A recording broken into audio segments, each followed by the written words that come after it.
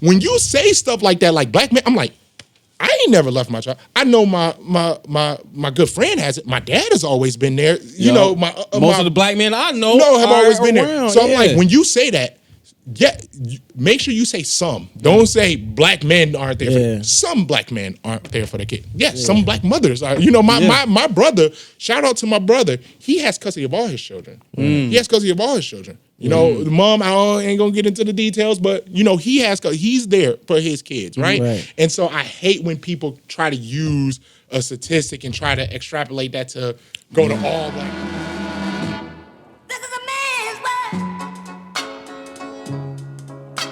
This is a man's world. But it wouldn't be nothing without a woman on there. Man made the electrolyte to take us out of the dark. Man made the boat full of water, like Noah made the ark. This is a man's world. But it wouldn't be nothing without a woman on there.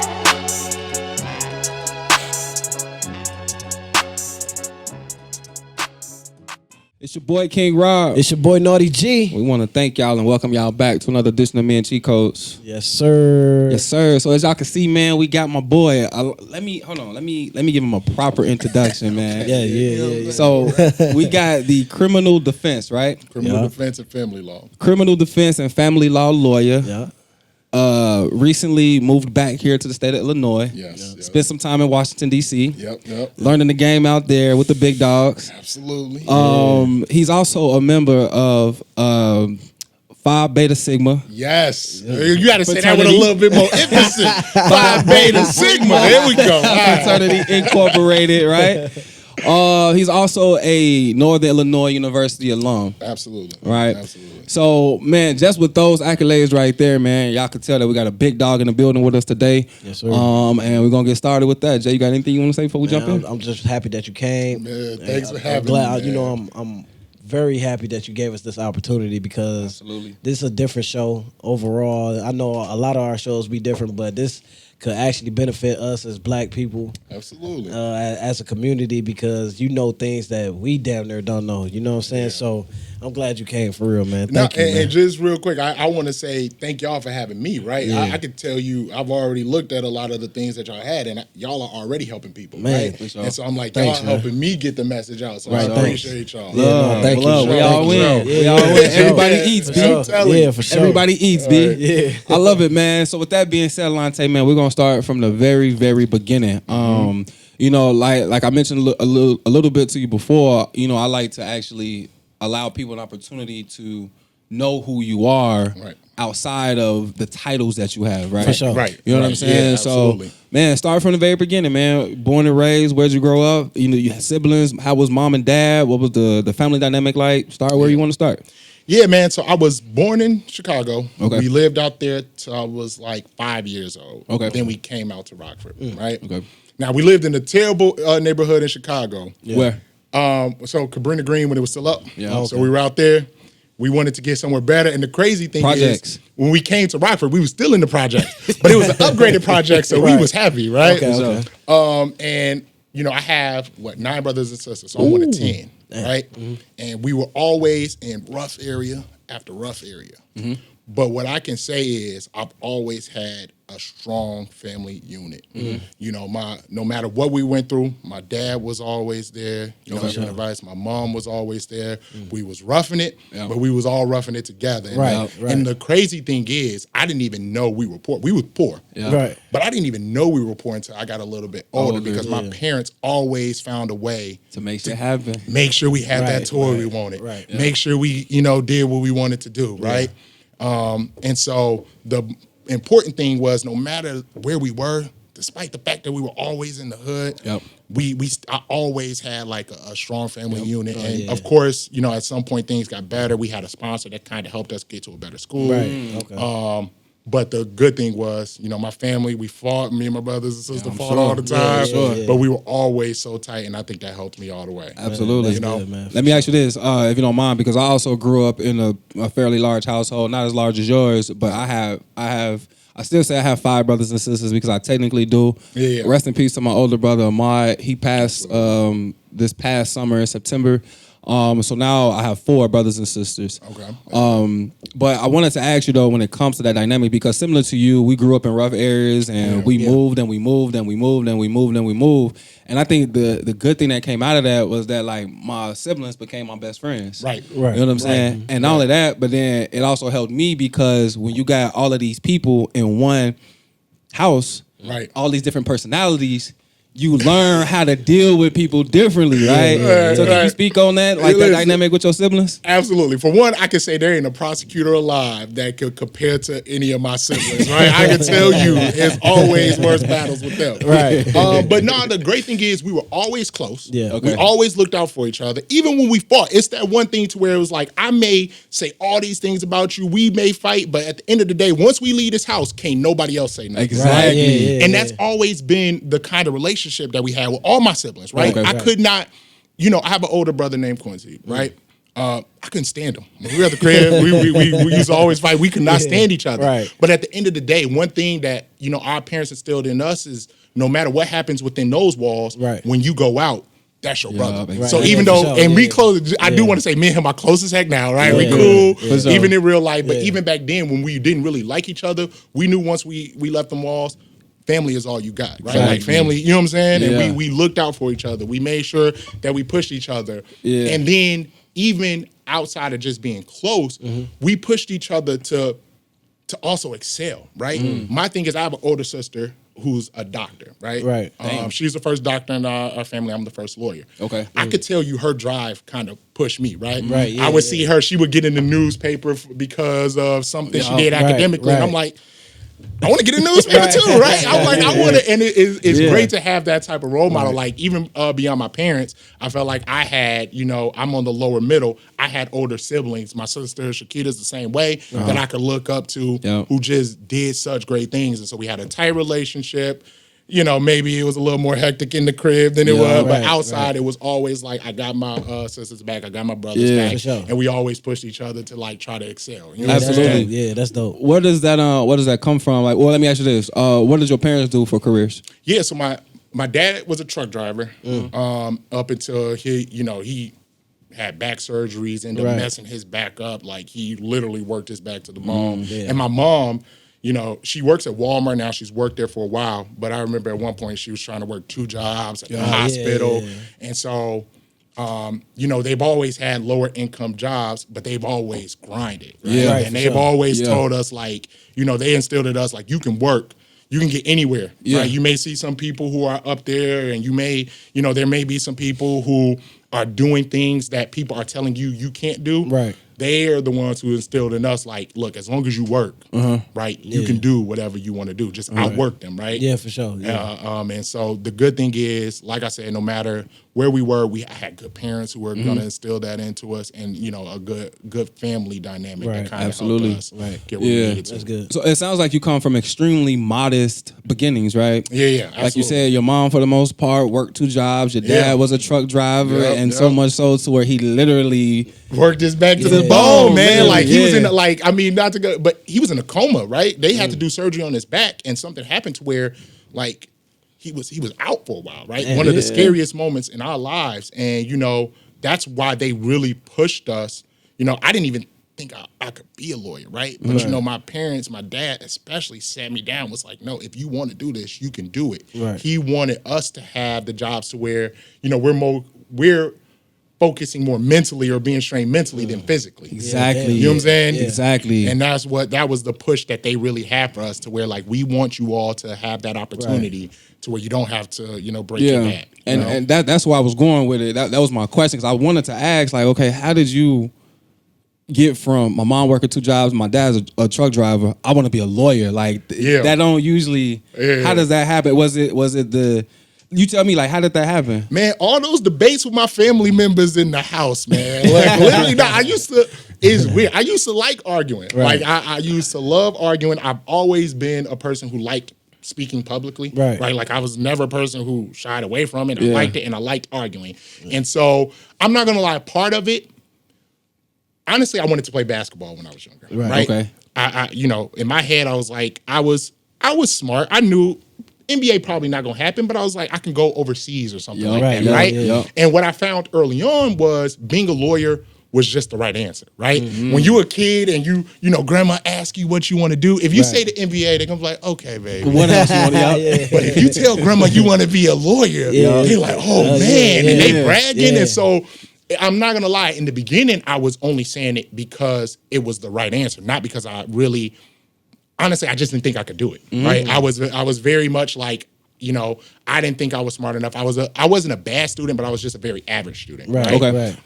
You know, 2.5 in high school. You know, not bad, but not 3.9. Right. Average. And so the thing was, I really just said it because I knew that's what my parents wanted to hear. I knew that's what the family wanted to hear. And I still to this day remember my dad talking to me. Like we sat in the car for the longest time, and my dad was like, if you want to do this, you can do it. If you want it, you're gonna have to work. Yes, your GPA ain't where it needs to be. You may have to stay in the library longer than others, right? And I'm not gonna lie, you know, my mom, I always went to for like just love, right? You just needed to get the food and the love. My mom is one of the most loving individuals you will ever meet.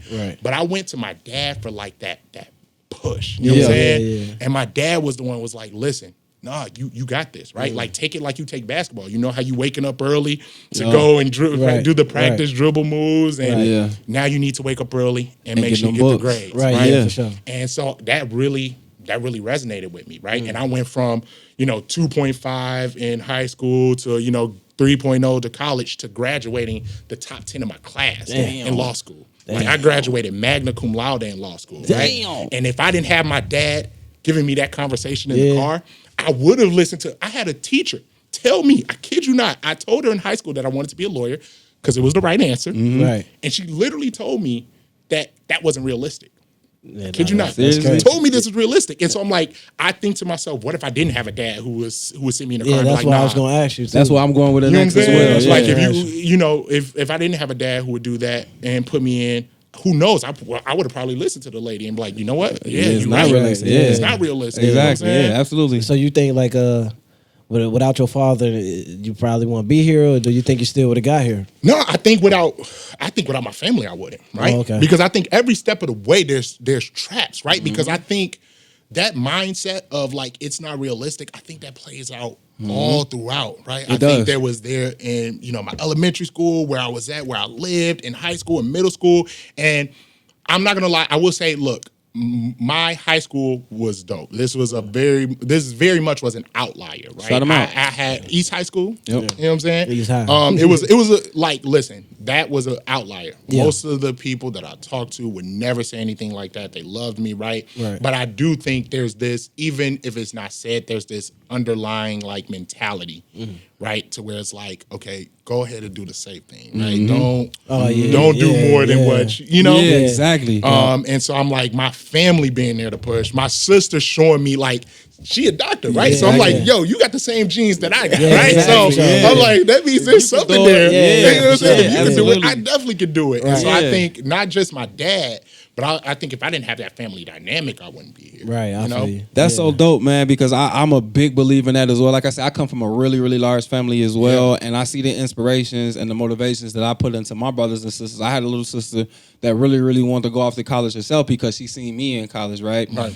So I think that's extremely important, but I do want to take a tiny step back because I think something that you said is really, really key, and I think it's something that that speaks to one of the issues of the Black community. And what you said was your mom, you went to your mom for the love. Right. You went to your dad for the mindset. Right. And they did both, but of course, just generally, but I think that's important because I think oftentimes when it's just mom, a lot of boys don't know how to turn the emotions off and get focused. But when dad is around, dad get focused. You know what I'm saying? And I think you need that balance of both. What about you? Oh, my bad.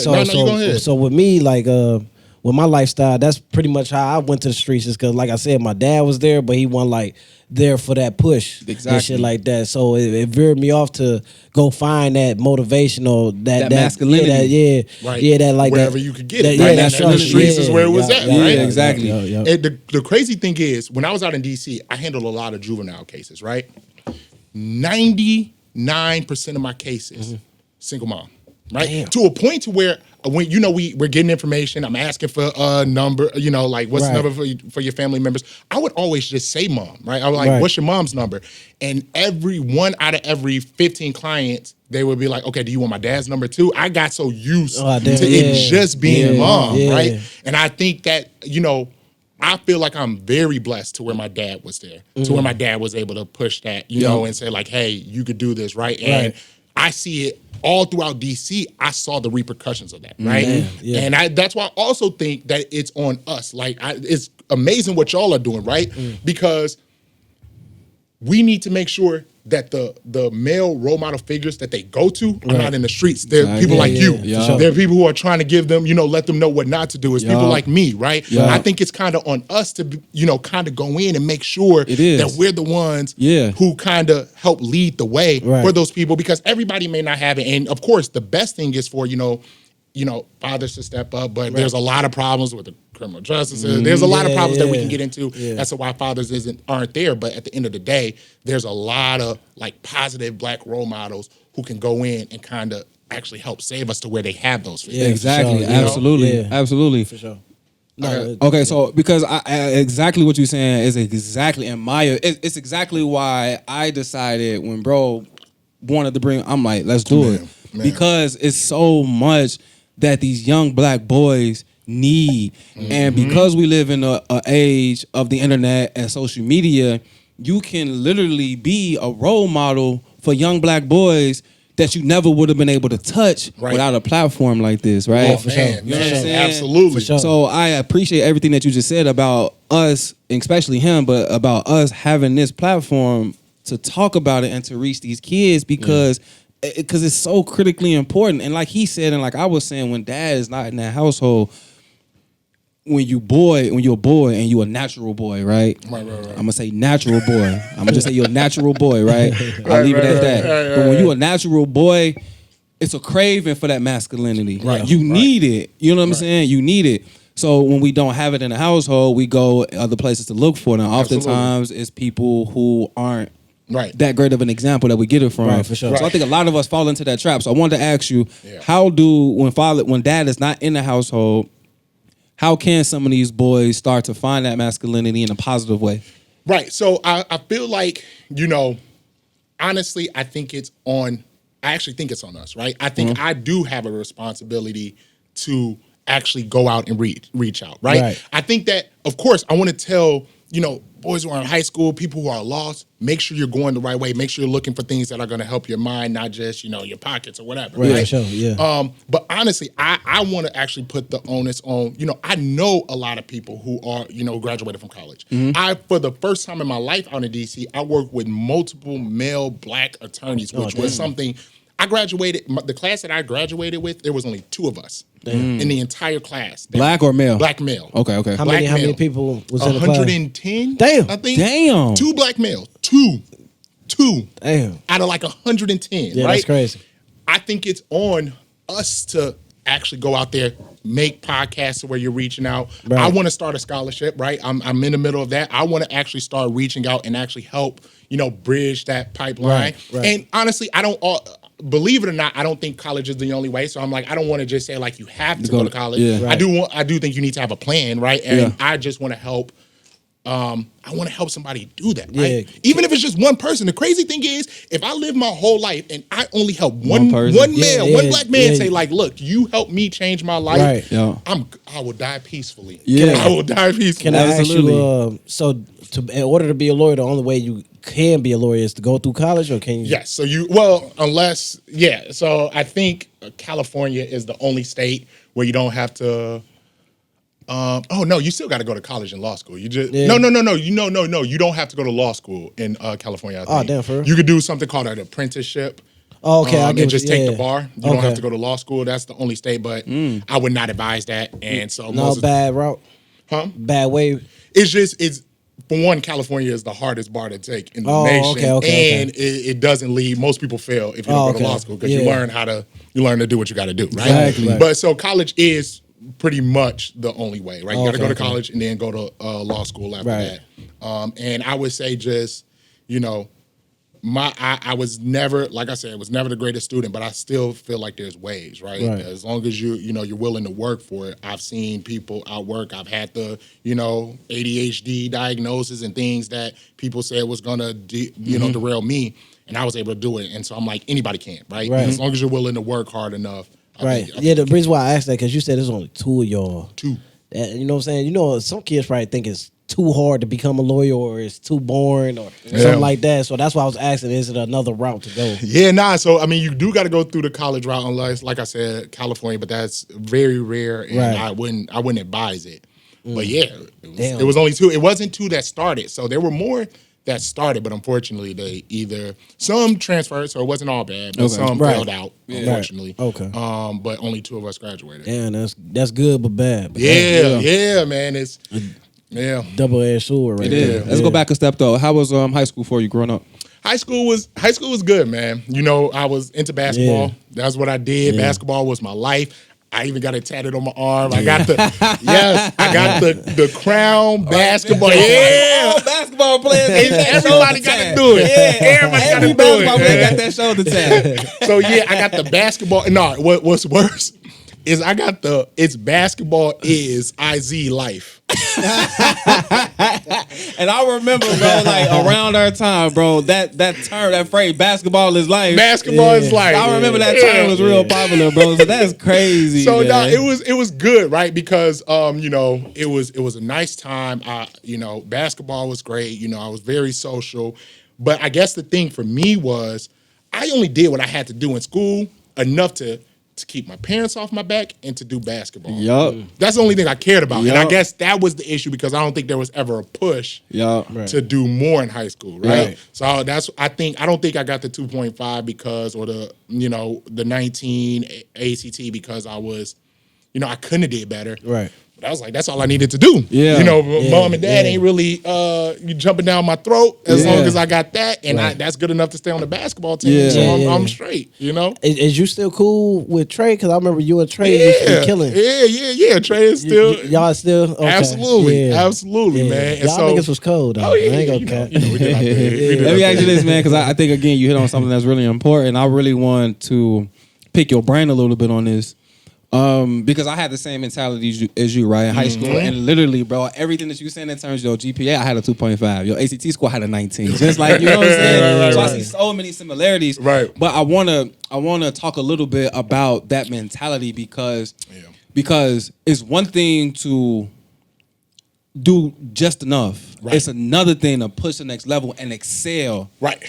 Why do you think for yourself first and then for other black boys like us, why don't we have that in us to excel? Why is it just, I'm going to just do just enough and I'm cool? Like, why is that? Right. I think it's a mix of things, right? So for one, I think there are external factors, right? I honestly, listen, I want to say this. I don't know if anybody from East is watching. I had an amazing time at East. The staff was wonderful. They were amazing. This is not a shot at anyone there.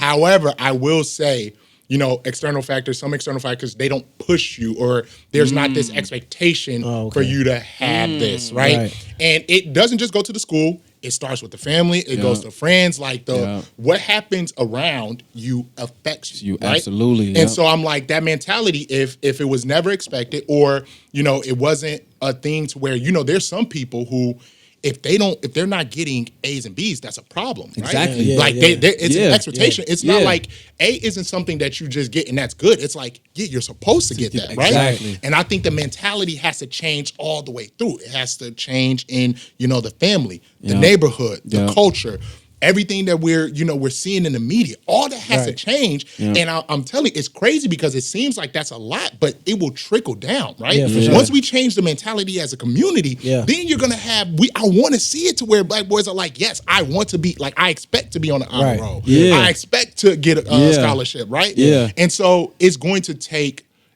some internal change, and the reason why we don't have that mentality, I think, is because those external factors. You know, absolutely. Yeah. I honestly believe that it truly starts in the household first, because that's where you're spending most of your time. Absolutely, that's where you're getting all of your examples from. And yeah, you go outside, you're around friends and things like that, but if you don't have, like you say, that expectation, right, from the place that you rest your head at, the place that you got to go back and provide answers in terms of your behavior and your performance.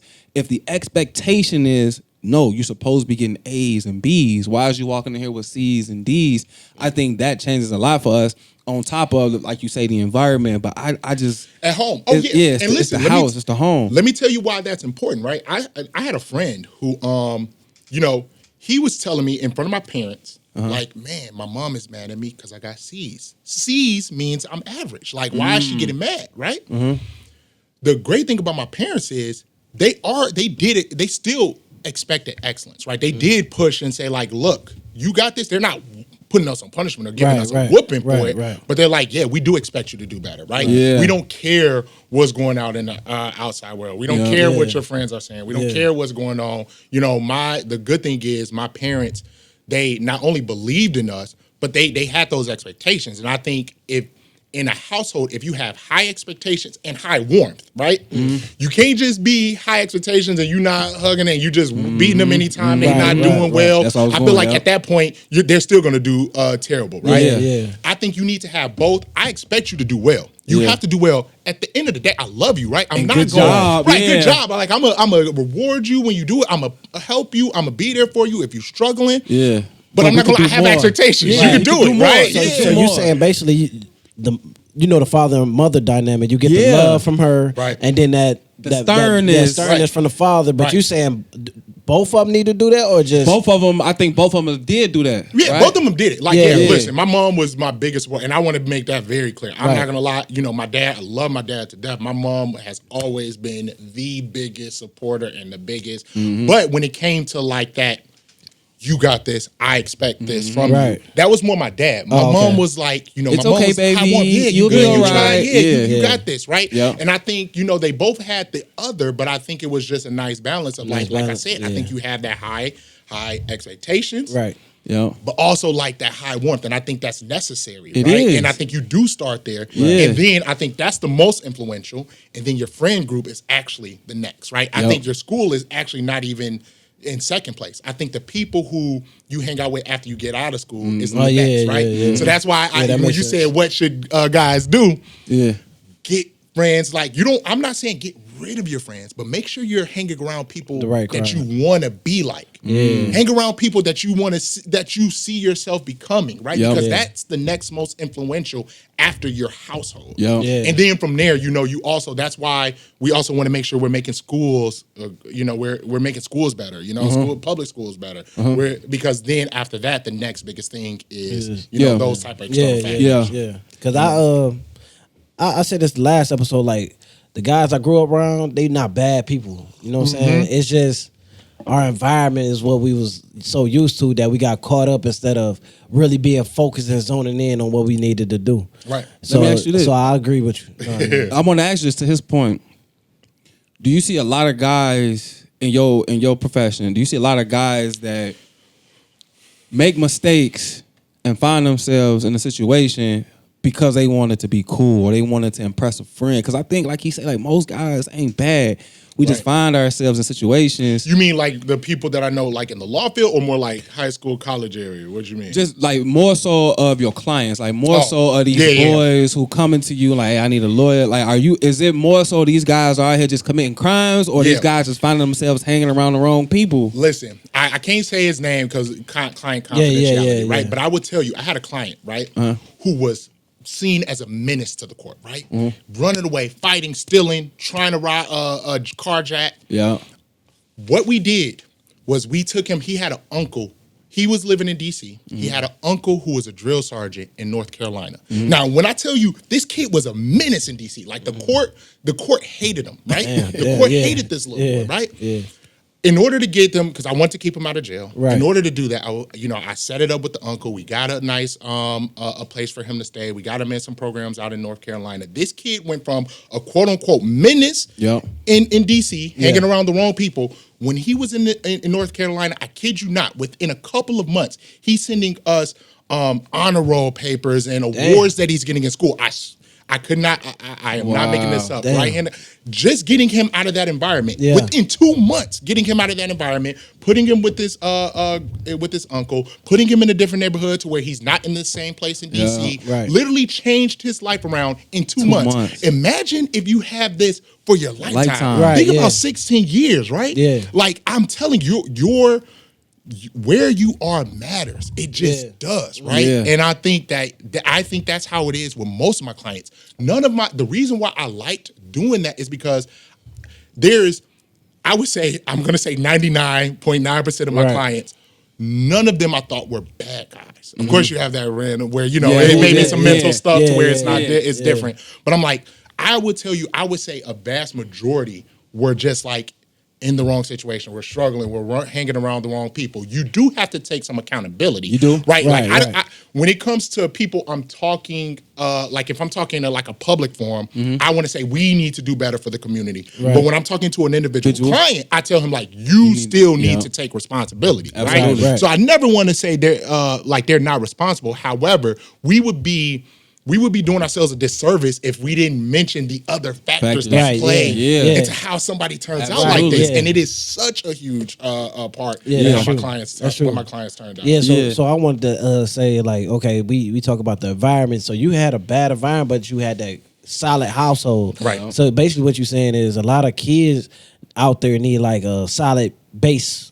Right. Right. Yeah, foundation. Right, because listen, I think at the end of the day, that can change. I think that's the most important thing. Now, listen, there are some, let's be honest, there are some parents who are doing the right thing. They are, doing the best they can, trying to put their kids on the right track, but there are outside factors that still have them lead on a wrong path. But what I will say is you try to put we need to try to put people in the best situations possible. Right. And the start is the household. You know what I'm saying? I think the household being great can help you overcome the fact that you're not in the best neighborhood. You don't go to the best school. You want to get everything good, preferably. Yeah. But the household is the most important. Yeah, absolutely. Let me ask you this, because obviously, you had a really, really solid home dynamic. Right.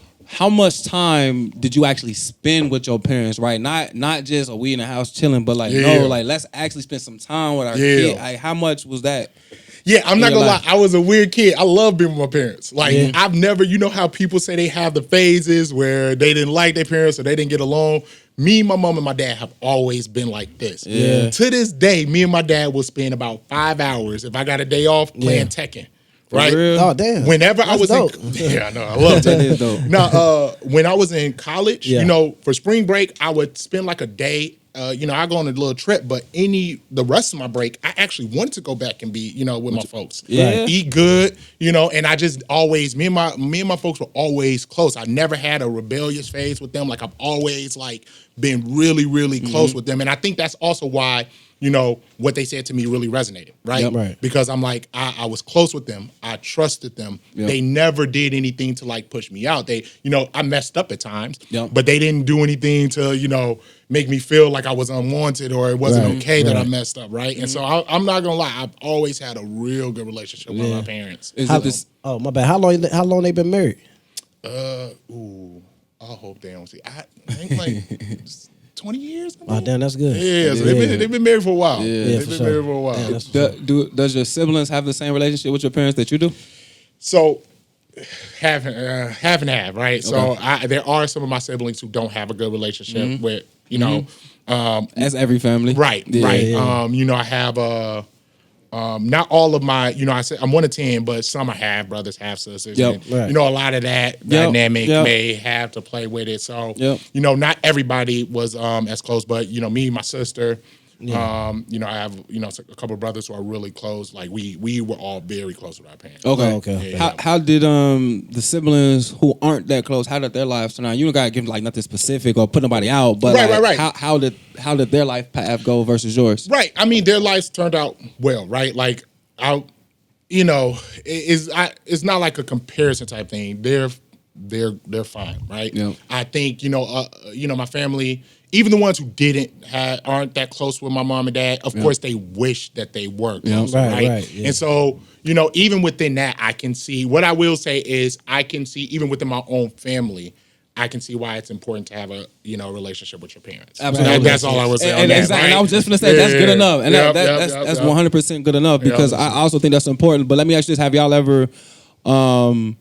as a family, ever did any kind of like family counseling? Was that something that? No, but see, and the thing is, we haven't. But I think it would have been good to, right? Right. I think it kind of stems from, when it comes to the Black community, for the longest time, anything that was therapy or counseling related was seen as like there's something wrong with you, right? Yeah, right. And that's just a terrible way to think about it. I think it should be looked at as like maintenance, the same way you go to a doctor to check up on yourself, right? You wouldn't say like, oh well, I would never go to a doctor. You go to the doctor, you get a physical, you want to make sure it's good, right? You go to get a checkup on your car, you just want to make sure it's good. It shouldn't be looked at as a thing that's bad, right? It's something that you just want to make sure that it's better, stronger, right? Unfortunately, I do think part of the dynamics could have been just the culture, right? To where theater, going to therapy or anything like that was not necessarily something that was good. So as you like, you more into your therapy now, or? So I actually a little bit, not as much as I need to, right? I used to actually talk to someone called a Morita therapist, right? What's that? It's just something. It's like Eastern philosophy therapist, and it just focused more on action, right? I think before we started this, I was telling you I used to have a fear of failure, right? The reason why I didn't go for college basketball the way I wanted to was because, honestly, I was afraid I was going to fail. I was always the biggest, the best on my team. Right. And you get to college where everybody is the biggest, the best, and they're bigger than you, right? Yeah. And so I didn't go for it the way I wanted to. And I told people it was because of school. Right. But honestly, it was because I was afraid to fail, right? So I'd rather stick to something that I knew that I could succeed in instead of going for that thing that, I thought I was going to fail in. And so the Morita therapy, the reason why I went for that is because it's an action-based therapy, right? It focuses on just go for it, right? Right. Just let reality tell you what's going on, right? You go for it. If you fail, then you fail, right? But you can live with it, right? Exactly. You rather say, oh, well, than what if? Because what if will stick with you your entire life. You will get old thinking about what if I would have did this? What if I would have did that? Oh, well is something that'll pass, right? Yeah, like absolutely. I tried it, it failed, oh, well. I like that. That's how I feel about the music shit that I tried. I tried it, it didn't work. Yeah, You said a few things that we need to go back on. Hold on. But saying that, Cameron, what that therapy was, Can you spell it? Spell it for the audience. Yeah, so it's called Morita Therapy. It's Morita Therapy, and it's based on, like I said, just action, right? It doesn't really focus on, and I'm not saying there's one therapy that's better than the other. You got to find what's best for you.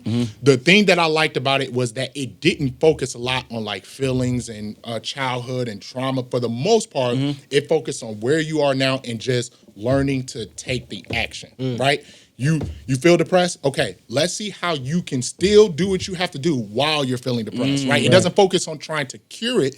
It focuses on compartmentalizing it. Yeah, and still being able to live your life, right? Like go. It'll pass, right? You'll have this emotion, everything will come up, but at the end of the day, it's focused on teaching you how to act despite your feelings. Right. Okay. You know what I'm saying? Yeah, definitely. Yeah. And it was big for me. I'm not gonna lie. It was definitely something that was big. Read the therapy, and because I want to go back to something you said as well, and I want to say it because I think it was key. You said I'd rather live with a oh well than a what if. Yeah. And that's key. Yeah. I'd rather live with a oh well than a what if. Right. And I think that's big. So definitely I hope y'all caught on to that. But what I also wanted to say, I want to go back a little bit to what he was talking about in terms of like when he said you wouldn't not go to a doctor to get your normal checkups, your physicals or whatever, right? And even that is something that a lot of black men specifically struggle with. We don't like going to doctors, right? But if we sick, we gonna go. Right. So it's the same thing with mental health, because I'm big on mental health, and we're gonna get into that topic as well. Absolutely. But what I want to share with the people is that you have to treat your mental health the same way you treat your physical health, right? Absolutely. When you get sick, you go and you see a doctor. You let a doctor tell you, okay, this is what's wrong with you. This how we gonna get you back right. Right. This is what you got to do. Here's your instructions. You do this for X amount of days, you'll be okay. Right. Right. Your mental health is the exact same way. It's Absolutely. all health. It's all Absolutely. health. So when you mentally are feeling ill, you can call it depression, you can call it anxiety, you can call it whatever you want to call it, but it's an illness. And I hate that black people have this stigma of mental illness, and they think, oh, mental illness, I'm crazy. Yeah, but something wrong. Right. Yeah, Nah, yeah. it's just, so you wouldn't say I'm physically ill or Right. something wrong with me. I'm crazy. Nah, you Right. wouldn't use. I'm sick. So it's the same thing. And that, I just wanted to quickly let the people know, because that's how we got to look at it as black people, as a community, and as a culture. Like, your mental health is not. It doesn't mean that you're crazy. That's exactly what he said it is. It's maintenance. It's maintenance. Right, yeah. That's maintenance. That's all it is, and especially as black men, right? I think everybody needs to do it. Yeah. Let me make that clear. Right. Yeah. But as black men, I feel like there are so many things that we hold to our chest. There's so many responsibilities that we feel, or whether it's real or just external people feeling like you need to do this, you need to handle this. And I think being able to talk about it, being able to work through that will help us all as a community, right? Absolutely. Feeling like you can't talk to somebody about it, or feeling like you have to just hold this in, Yeah. I think it's such a detriment. It is. You know? Yeah, absolutely. What throw me off about therapy is the payment part. Like, I feel like if I gotta pay you to hear my feelings, I feel like it ain't genuine. You know what I'm saying? That's my mindset. I like just take my money without me knowing, and then let me Just sneak it out. Yeah, Right? just sneak it out. You know what I'm saying? About That's what my mind be at. No, but yeah. I agree, man. I think it's maintenance, and the crazy thing is, for the most part, my entire life, I'm going to be honest. Most of my life, I just felt like I didn't have any problems, right? Like I was, not necessarily like no problems at all, but I was still always happy, right? I was always, somebody who thought that things would get better up until 2020. Talk about it. So something happened with, my family. We, with my wife. I'm not gonna get into it, but very traumatic event for us. Right. And it just felt like there was so much piling on for the first time in my life. And for the first time in my life, I felt like I didn't know what to do, right? Before, when something happened bad in high school and college, for the most part, I was always like, okay, I'm gonna just do this. And I always felt I can felt like figure it out. hopeful. Right. Right, I could figure it out. I was always hopeful. But yeah. for the first time in my life, I was sad. I didn't know what to do, right? Right. And I didn't know how to deal with that because I'm a happy person. Yeah. And it was genuine. It wasn't like, I'm putting on a happy face. And it was something that was weird for me because I'm like, this, I don't like this, right? Yeah, and I didn't know what to do. I didn't know where to go. Yeah. We don't talk about therapy and something like that. Yeah. And luckily, I've been able to get past it. I feel like I'm on a good track now. But I'm like, I want, people to have that type of resource. I don't want them to be in a spot where they're like, man, this is the hardest thing that has ever happened to me. Yeah. Right. And I don't know what to do. I don't know who to turn to, right? Yeah. And I'm like, I have my dad and I could always talk to him. But even in that moment, I was like, This ain't even that, right? I'm like, I don't know. Yeah, I just didn't know what to do. This was one of the first times, and I genuinely, one of the first times in my life that I felt this way, right? Yeah. And I think that, again, we need to have, that type of resource to where people know, especially within our community, and it's something that is not stigmatized. Yeah. Do you Yeah. mind if I ask, how did you handle the situation? Yeah, so for the most part, I did end up talking to someone. I think that was helpful. Honestly, just Giving it I have time. my wife, man. My wife. When I tell you, I have because Talk about it. She should have been as bad as I felt. Yeah. She should have felt 10 times worse based on it, right? Like she's the one who really, and we just really leaned on each other. And when I tell you, I have the most amazing, I've never had someone Talk about it. You know what I'm saying? Talk about it, honestly, man. no, my wife. We got a black man on here talking about Man, his this motherfucking wife. this girl the truth. Yeah, she actually went to East as well. Oh, for real? Yeah. Damn. Yeah. That's dope. Y'all both from Man. Rockford? Damn. Yeah, we both from Rockford. Okay. But not even I told him about, let me tell you about my wife, man. Please do. So I come to Illinois. I get a job at this law firm. Very good law firm, but honestly, I felt, so they expected you to bring a lot of money in, but they were not giving you a large percentage. What you mean bringing money in? So clients, right? So I'm bringing in the clients, right? So I Okay. may bring in like $20,000, $30,000 in a month worth of clientele. Yep. And I would just say I wasn't getting a huge chunk of that money. Most of that was going to the firm, and I understand, right? But to me, I was like, this doesn't make sense. Right? Yep. Right. Now, I'm not gonna lie. At the time, we didn't have a huge savings, right? We were good. Now, I told my wife, I'm like, I don't want to work here. I want to start my own thing. Now, you go to a woman after having a baby. Yeah. We had just had a house. I had a baby. No large savings, and tell them I want to quit my job and start my own business. Most women are gonna look at you crazy and be like, "All right, well, you can quit after you make some more money. Talk to me in a year." Talk about it. But my wife told me, "What do you need me to do? Like, let's come up with a plan. Let's do it. If that's what you need, let's come up with a plan right now. We'll make it work." And I'm like, ever since then, she helped me get it started up. She helped me make the website. Like, she literally is not somebody who just believes in me, but she's like, I'm going to make this happen. And because of that, now we have more money coming to the family than we've ever seen in our life. You know what I'm saying? That's dope. And that is too dope. Oh, man, my wife is like, I cannot tell you enough how, like, it's, you know, I feel like one thing I've always been lucky with is having such good people in my life. Whether my parents, my brothers and sisters, my wife, like, that's everything amazing. I am is because of them. I love to hear that. Hold on. And for the people out there, it is good women in Rockford. And it is good men in Rockford, man. I stand on that, man. You know Hey, but let me ask this. I think this is a great time to ask the question. Okay, so before you got into your career and before you became the man that you are, right? Right. I'm talking about you in that stage and with your wife, and maybe at this time you guys weren't married, but y'all was still rocking together. Right. Before you became the man that you are, right? Were y'all believers and followers of the 50-50 debate, or how was y'all household set up? And then how was it set up now that both you guys are now kind of into your careers now? Well, you know what the 50-50 debate is. Yeah, right? so like man, woman, pay 50-50. Yeah. So the way we saw it was, we look at it this way.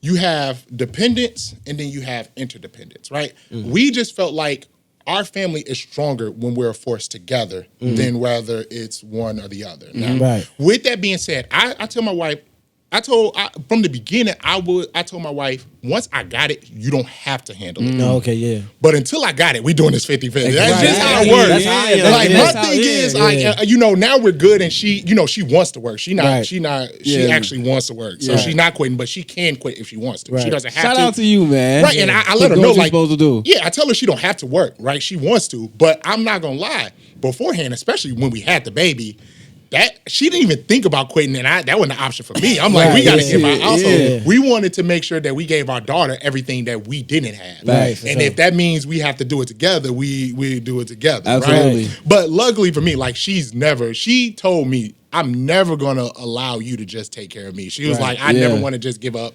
For her, it's almost like I always want to be able to handle it by myself. Right. Absolutely. You know, now that we got it, she doesn't have to, but if we don't got it, I'm not the 50-50 type. Yeah, absolutely. I mean, I am the 50-50. No, I know what you mean. I know what you mean. Right. No, it's good that she think like that because, like I said, God forbid something happen to any one of us. Shit, she can still, hold the fort down. Right. Yeah. And she was, she's like, nah, we doing this, and I think we both, like I said, we want to, you know, before I thought success was just making it to where your bills were on auto pay. To me, I was like, once my bills are on auto pay, I made it, right? Like, when they used to call and say, do you want me to put the bill on auto pay? And I'm like, no. Call me every single time you use my card. I want to get a call. I don't care. And I was like, yo, once I get to that point, I'm successful. But then my mindset and her mindset is the same, to where we like, let's see how far we can go. Yeah, for like, sure. Why can't we be, you know, the first million? You know, I was the first lawyer in my family. Why can't we be the first millionaires, right?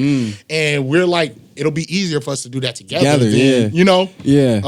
So that's I love that. process. I love that. And I want to ask you this because, again, do you mind if I ask how old you are? 32. 32. Okay, perfect. So that's a great age because you're still young. Yep. You're still a young man, still with a long ways to go and to learn, but you also are old enough. Right. And you've put in the work to put yourself where you at right now. Yeah, for sure. Let me ask you this, though. Do you feel like, or let me ask you this.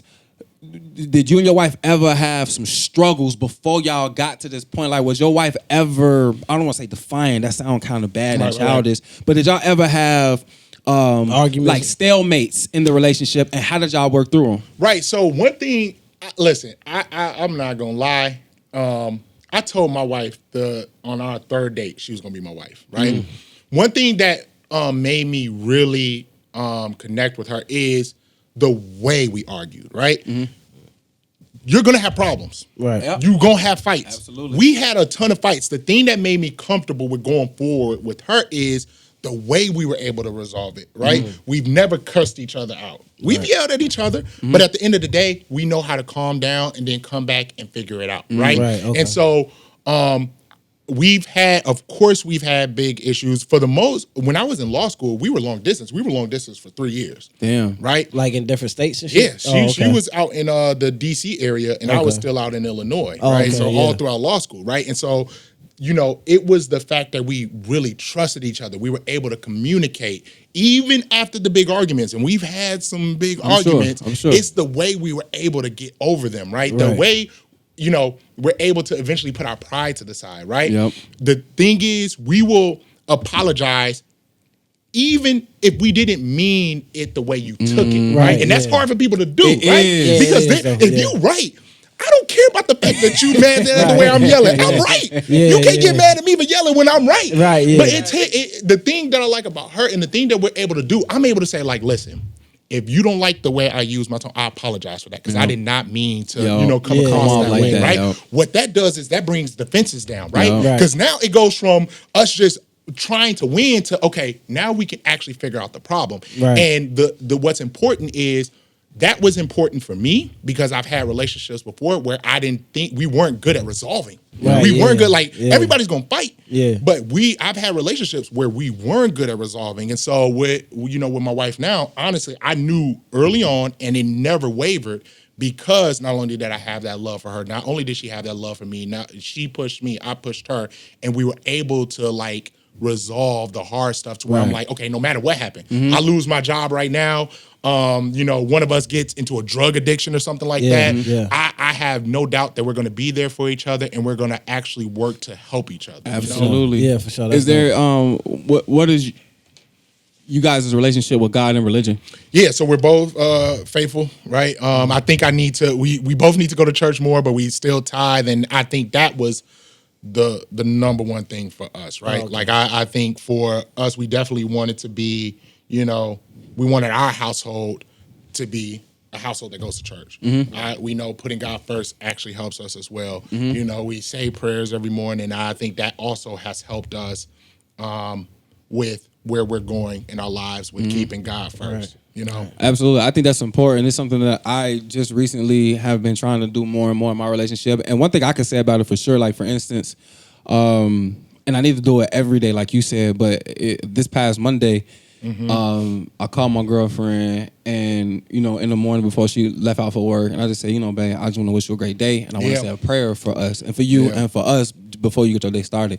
Right. And I said a prayer for her and for us over the phone. And I think it definitely did something to me, right? It made it brought about a certain type of calmness and a certain type of I don't want to say certainty, but it brought about something in me to where I felt like as a man, we're gonna be okay. I got what I need to lean on. Right. And she can lean on me. Right. As long as I'm leaning on God, we okay. Y'all good. So I think that's really important. But can you speak on that? Because you say y'all pray every day. Like I think that's one of the things that really build and keep that glue together, man. Because when you know it's something bigger than us that's involved in this, you have no choice but to bow down and to give it to God. And then to also know your place in this relationship. Right. And listen, so with our daughter, we pray in the morning before she goes to school. We pray at night before she goes to sleep, right? Okay. I told y'all about that time in 2020 where it was the worst time for us in general, right? It was a very, like I said, just traumatic moment, really destroyed us. It rocked us, right? So I'll just say it. So my wife had a miscarriage after, and we were like, at that point, we were so excited that we were having a baby, and that just rocked our world because it was later in the just like we didn't know what to do, right? Wow. We didn't know Sorry where to to go. hear that, man. No, I mean it was cool. I really I got my am. beautiful Yeah, baby girl now, Yes, so we sir. good. Yes, sir. Yes, but sir. leaning on God helps too, right? Yeah. Having that hope that things will be better, and when you feel like you're in that despair, it's just hope is a very powerful thing, right? Right. Hope that things will be better than where they are now is is powerful, and I think we get that a lot from God, a lot from religion. Absolutely. And I think that's why it was so important for us to be with a mate that has that. Yeah. And again, we need to be better, right? Like sure, right now, yeah. I'm going, every other weekend. Like I'm going tomorrow, and I try to go at least, once or twice a month. But I'm like, I do want to be more involved with the community, Right. with my church. But for us, it was important that our household has God first. Yeah, Absolutely, for sure. Yeah, absolutely. Yeah. Was that something that came later on in the relationship, or was that something that's been there from the beginning? From the beginning. Literally, I remember the first few conversations that we had, we talked about that early on. Like, and late at night, how you be laid just up, talking, laying up, Yeah. And the crazy thing is we had those deep conversations, and religion and God was definitely one of them, right? Right, for sure. Because I know for me, that is important. That's a must, right? That's a deal breaker. Yeah. Right? Like I don't think you're a bad person. I think you could do whatever you want. I don't, that's good for you. Yeah. But I'm like, for me and my household. And so I'm like, before we even go further, I need to know. I need to know about that. Yeah. Right? Absolutely. I got 2 questions for you. What's up? All right. So the first question is, I lost my train of thought. You got a question? No, I got a question. So your girl from Rockford, is it hard to find a good girl like that out of Rockford? Nah, they out there, man. They out there. That's You what I you have to believe. look. They out believe there, that, man. You just gotta go, man. That's what I believe. And even with like she was dope because in law school, right? So I had an opportunity to go to school where she was, right? Oh, okay. I had a full scholarship in She a lawyer too? No. So Oh, okay, okay. she's a teacher. Oh, okay. But it's hard to be, be long distance like that, right? You gotta have for a lot sure. of trust, Yeah, right? Yeah. A Especially lot of trust. when you're in college. Right. And I'm Yeah. like, I had an opportunity to go out there, Right. right? But I would have had to give up a full scholarship. Damn. And just her being like, no, like what? Yeah. You Right. gonna be good. Like Right. Yeah. get that, get that free degree. Education. You know what I'm for sure. saying? You're Absolutely. not gonna get no $200,000 worth of that Exactly. just so you could be Exactly. here when you just gonna be out there for 3 years. Exactly. And so I'm like, everything about the mindset, and I think that's what you have to, investigate. Like I think I don't think you should be talking about everything super serious first date type Right, thing. yeah, for sure. But I'm like, investigate that type of stuff, right? Yeah. I think you want to fall in love with the person. It's not bad to fall in love with the looks, but also Right. like the mindset, right? Right. Yeah. And I'm like that. I loved everything about that. You know what I'm saying? I came back to my question too. I'm assuming you guys are about the same age, right? Yes. Or roughly around the same age. Yep. With this age of the internet that we live in, and especially with social media, I think you definitely on social media. Oh a yeah, little yeah. bit. Yeah. I'm on Is your social wife media. on social media? She's a little. I'm actually on social media. Well, I was pretty heavily. I slowed down a little bit. Yeah, with I remember seeing your videos and stuff. You doing a lot of Yeah. We were videos. doing some. Yeah. We got a couple of banger Yeah. videos out there. Yeah. And so we're on social media for the most part. So what I blush or brag about my girl on social media. Okay. What I don't do is put an argument out on social Of media. course. You will never see like a like, a yeah, I know what you're subtweet. talking about. Like, Yeah, I know what you're talking she'll love you, Alante, man. right? I know what you're Don't talking put about. your fucking business on social media. I'm telling you. Do not do that. I know what you're talking about. I don't do that shit either. Yeah. But let me ask you, because I had a question about it. Has social media ever affected your relationship in any way? No, it hasn't been. No, it hasn't affected our relationship. What I will say is, I call it building the trust wall, right? So one thing that I did, that I had to do was build her trust in me, especially Absolutely. being far apart, right? Trust is hard to build, easy to break, right? Absolutely. What do I mean by that, right? There are girls who will be, especially after a video goes crazy, who will be in my DMs, right? Yeah, for sure. One thing that I knew, I had to make sure that she felt comfortable knowing that I'm not responding, or if it was something inappropriate, that I tell that person, this is inappropriate. Right, I have a yeah, girlfriend, yeah. I have a wife. What that does is, early on, she gonna be mad that I'm saying this. Early on in the relationship, she looked through my phone. The best thing about it is she didn't find nothing but either me saying good things about her, Or saying telling nothing girls at I can't, all. or not saying anything, or saying like, hey, don't contact me. Yep. You know what kind of trust that Yeah, builds for sure. when they Yeah. sneak into your phone and they see stuff like that. Yeah, for sure. So now when I'm going to, even after graduating law school, I went to New York for a little while and we were apart. Yep. She has all the trust in the world. Yep. You know what I'm saying? She has all the trust in the world because when she comes out to Illinois, all the people that I hang around with already know her, even though they ain't never seen her in person. Exactly. Right. She doesn't have to worry. And I'm like, I built that trust. And I'm like, there's two things that we both have to do. I have to make sure that I'm not doing anything to make sure that you don't have anything to be jealous about. But at the same time, you have to trust me, right? Exactly. As long as we're both doing our job, as long as I'm not having girls call me randomly Do who nothing you don't crazy. know, cool, I'm doing my job. That Yeah. means you, and since that time, I would say early on in our relationship, she has never asked to look at my phone again. She has never asked to check it. She's never looked at it because she just trusts me. We have this high trust. It's hard to build, easy to break. And because of all those little situations, now our trust is like top notch. Top you 10, know? top 10. I gotta be devil's advocate for the women out there. You went through her phone. I was just gonna ask you that shit. I know. To be honest, I had to ask for the ladies. Man, listen, You know, Have you ever went through your lady's phone? listen. she had to build that trust This with goes, you, right? no, listen, I'm going to say this. Be honest.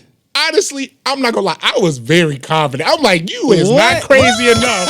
I'm like, this girl is not crazy enough to ever talk to another dude if you got me. I wasn't worried about that at all. funny love as it, hell. bro. Not That's even funny, a I minute, love boy. it. I'm like, That's funny as this girl hell. ain't never that crazy. I love it, man. Do you know who I am? You know who I am? That's Worried about, funny. worried about some dude. I ain't never look. No, listen. Stop At it. the end of the day, I will. I've never looked through her. I've never looked through her phone. Right. But at the, I do want to know.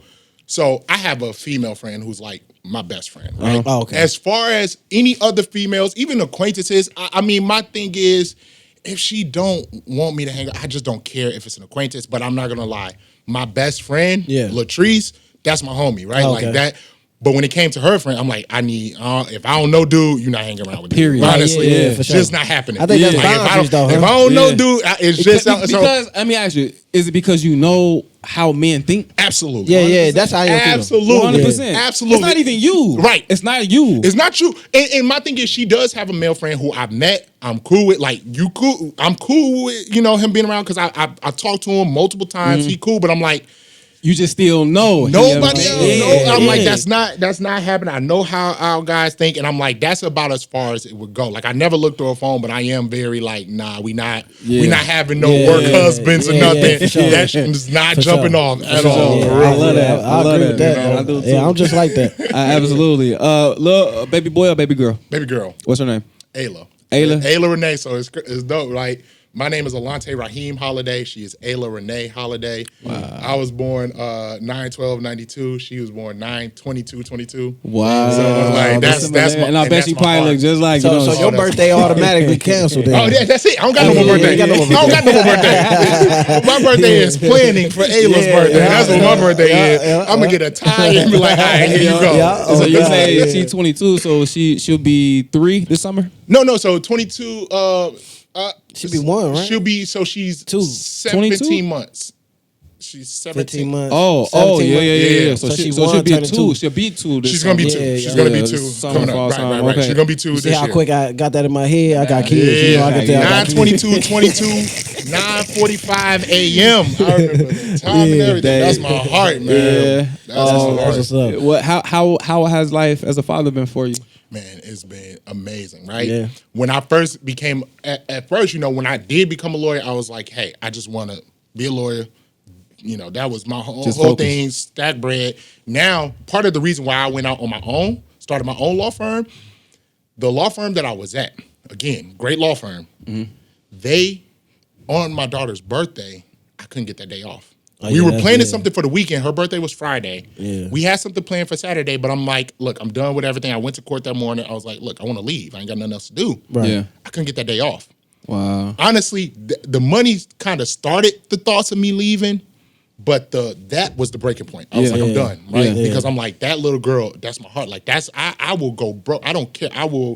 Whatever you got to do. Listen, I just do Uber every night. I will drop being a lawyer. If I had to trade, because there's a lot of lawyers who their entire life is the courtroom and the office. Yeah. And then they may spend, 20 minutes with, I'm like, that's not going to be me. I had a nice family unit and I'm not trading that. So if the only way I can do that is to quit my lawyer job and, drive Uber, do Lyft, I promise you, in a heartbeat, I would do it because the most important thing is me being there for that little girl. for the kids. Like that's my heart, Yeah. right? Yeah. Like that little girl, man, means everything. to Yeah, me, that's man. how I am with my kids. Like, ain't nothing gonna stop me from trying to provide a better future for them. You know what I'm saying? Because especially you be having them jobs out there that don't care about how many times you've been there, how long you've been there, how many hours you done spent today, and or your kid's birthday. They don't care about nothing, bro. They don't care about that. It's a business, right? It's numbers for them. And so I'm like, at the end of the day, I'm like, that's fine. But now I just need to do my own thing because I need to be there. I gotta figure it out, right? And so now I see my daughter every single day. I drop her off at school. I pick her up on the weekends. I'm with her, and if she has a birthday, because I'm the boss, I automatically get that day off. Right, you know what I'm saying? Yeah, for sure. I don't have to worry about that ever again, and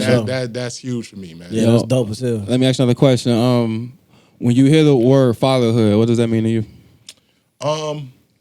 Fatherhood is, honestly, to me, it's like guidance, being there. Like, I think it's something, I will continue to say, I think both parents need to be both. I need to show my little girl love and affection, but I think of my role as to guide you, right? I know how guys think. I know how the world is. I've dealt with cases where, girls were involved in the wrong way. My thing is, at the end of the day, I'm going to love the mess out of my little girl. Right. But the thing that I care about is that I've guided you the right way. Right, for sure. I've guided you to, to where once you're 18 or whenever you go off, that you know how to, get ahead in the world, protect yourself in the world. And I'm like, to me, that's what I think. Even if you felt like, and she would never feel this way, even if she felt like my daddy didn't love me, if you felt like, look, he helped guide me to where I need to be, I feel like as a father, I feel like I succeeded. Right. But with that being said, my little girl gets all the love in the world. As she she should. Never got to worry about that. As you should. You know what I'm saying? How does because I know your wife is a teacher, you're a lawyer, so is the baby girl in daycare or? Yeah, so she's in daycare right now.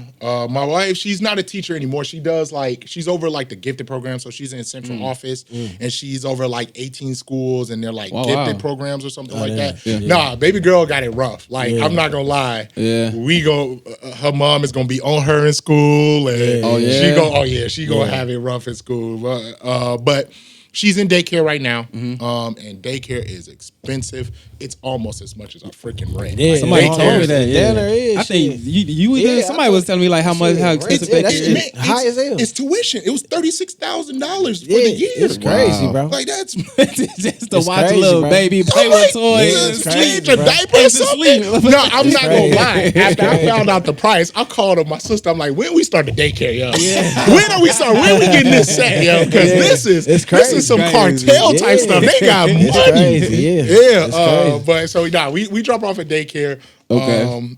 And she's she's getting used to it now, man. And I love being around that girl. Yeah, absolutely. I love being around that girl. Yeah. Let me ask you this: can you speak to the younger guys who either maybe thinking about becoming a father or has recently become a father? Let me ask you this: is it obviously right? It's better to get your life set up so that you can provide for your family how you need to. But a lot of guys aren't in that situation. Right. So, is there any advice for guys who just recently became fathers? How do they still get their lives set up so that they can build a better life for the kid, but then still be there for the kid at the same time? Is it a way to do both? Right. So I'm gonna put on my advice hat as a father, but I'm also gonna put on my family lawyer hat. For right. Sure. So from the advice standpoint is, the most, be there for your child, right? Right. At the end of the day, if you need to provide, right? If you need to, do what you have to do in the meantime, and you can work on setting it up, right? If you're working on getting a job, if you're trying to get an apartment, if it's a situation where,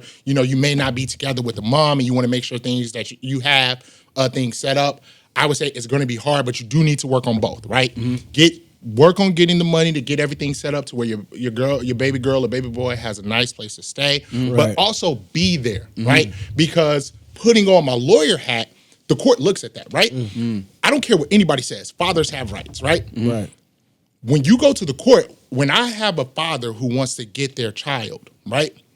I go to the court and we want to make it to where you don't have to ask the mother because fathers, people think that signing the birth certificate gets you the right to the child. No, you have to go, you got to establish paternity. You could do a voluntary acknowledgement of paternity. And that only thing that does is really make it to where you got to pay child support, honestly. Yeah. But when you go to the court and you get all of that established, now you don't have to ask her. You get an order from the court saying like, hey, this is my child, I'm going to see them. And this is if you're not married. If you're married, you're presumed the father, so it's a little different, right? Okay. Yeah. But what the court will look at is they will look at, does she have her own room, right? So as much as I would say, like, just focus on being there, right? Yeah. Don't worry about getting yourself set up. You know, you can work on a little bit, but just worry about being there. Unfortunately, you do have to do both, right? The court is going to want to know that you're trying to be there for the child, that you're going. Right. The court is going to want to know that the child has a room to themselves. Yeah. You know what I'm saying? Yeah. And for fathers, you know, I think that's something that you can do, and that's what I want. You know, that's the thing that I'm arguing to the court, right? And honestly, I see it happen so many times, and I've been able to help so many dads out with that, you know, and so that's why you just got to work on both things. You got to work on both. So No, so what's the what's the do's or don'ts to help you as a lawyer, Right. in a family case? All right, so listen to me. Listen, is this the camera that I'm supposed to talk to? Listen. When a family case, remember that your text messages can be seen in court. Listen, is this thing on? Your text messages can be seen in court. Relationships are messy. Sometimes you're arguing, sometimes you're saying stuff, and people say stuff out of anger, right? Absolutely. That they don't mean. Absolutely. And when you're saying that, you may have something where your girl knows this ain't real. Yeah. But when it's read off by a proper speaking attorney, In a I said monotone. I'm going to beat your. I'm like, you don't want to hear that. So one of the things I would say is, especially there's two things that I would say that it's like a do and a don't, right? For one, if you know that it's definitely going down that route, right? Make sure you're thinking about what you're saying, what you're texting, anything of that nature. Two, if you are not married, this may cause a little controversy, right? I think whether the relationship is good or not, I think if you're not married, you should still go to the court as soon as possible just to get rights established. Some people may be like, well, if we good, why would we have to do that?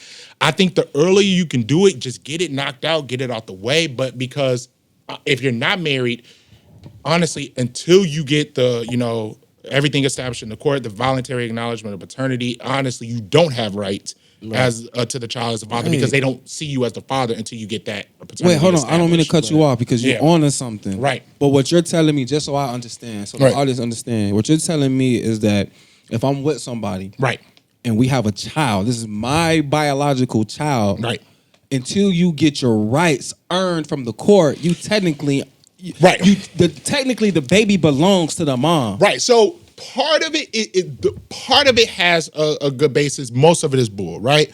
The reason why is because you just have to get paternity established. You got to get because honestly, the way the court sees it, we know that's the woman's child, right? Yeah. Like it's factual. Like there's nothing to question. It's nothing to question. As far as the man, you technically don't know, right? So you got to get the paternity established. Now there's a way that you don't have to.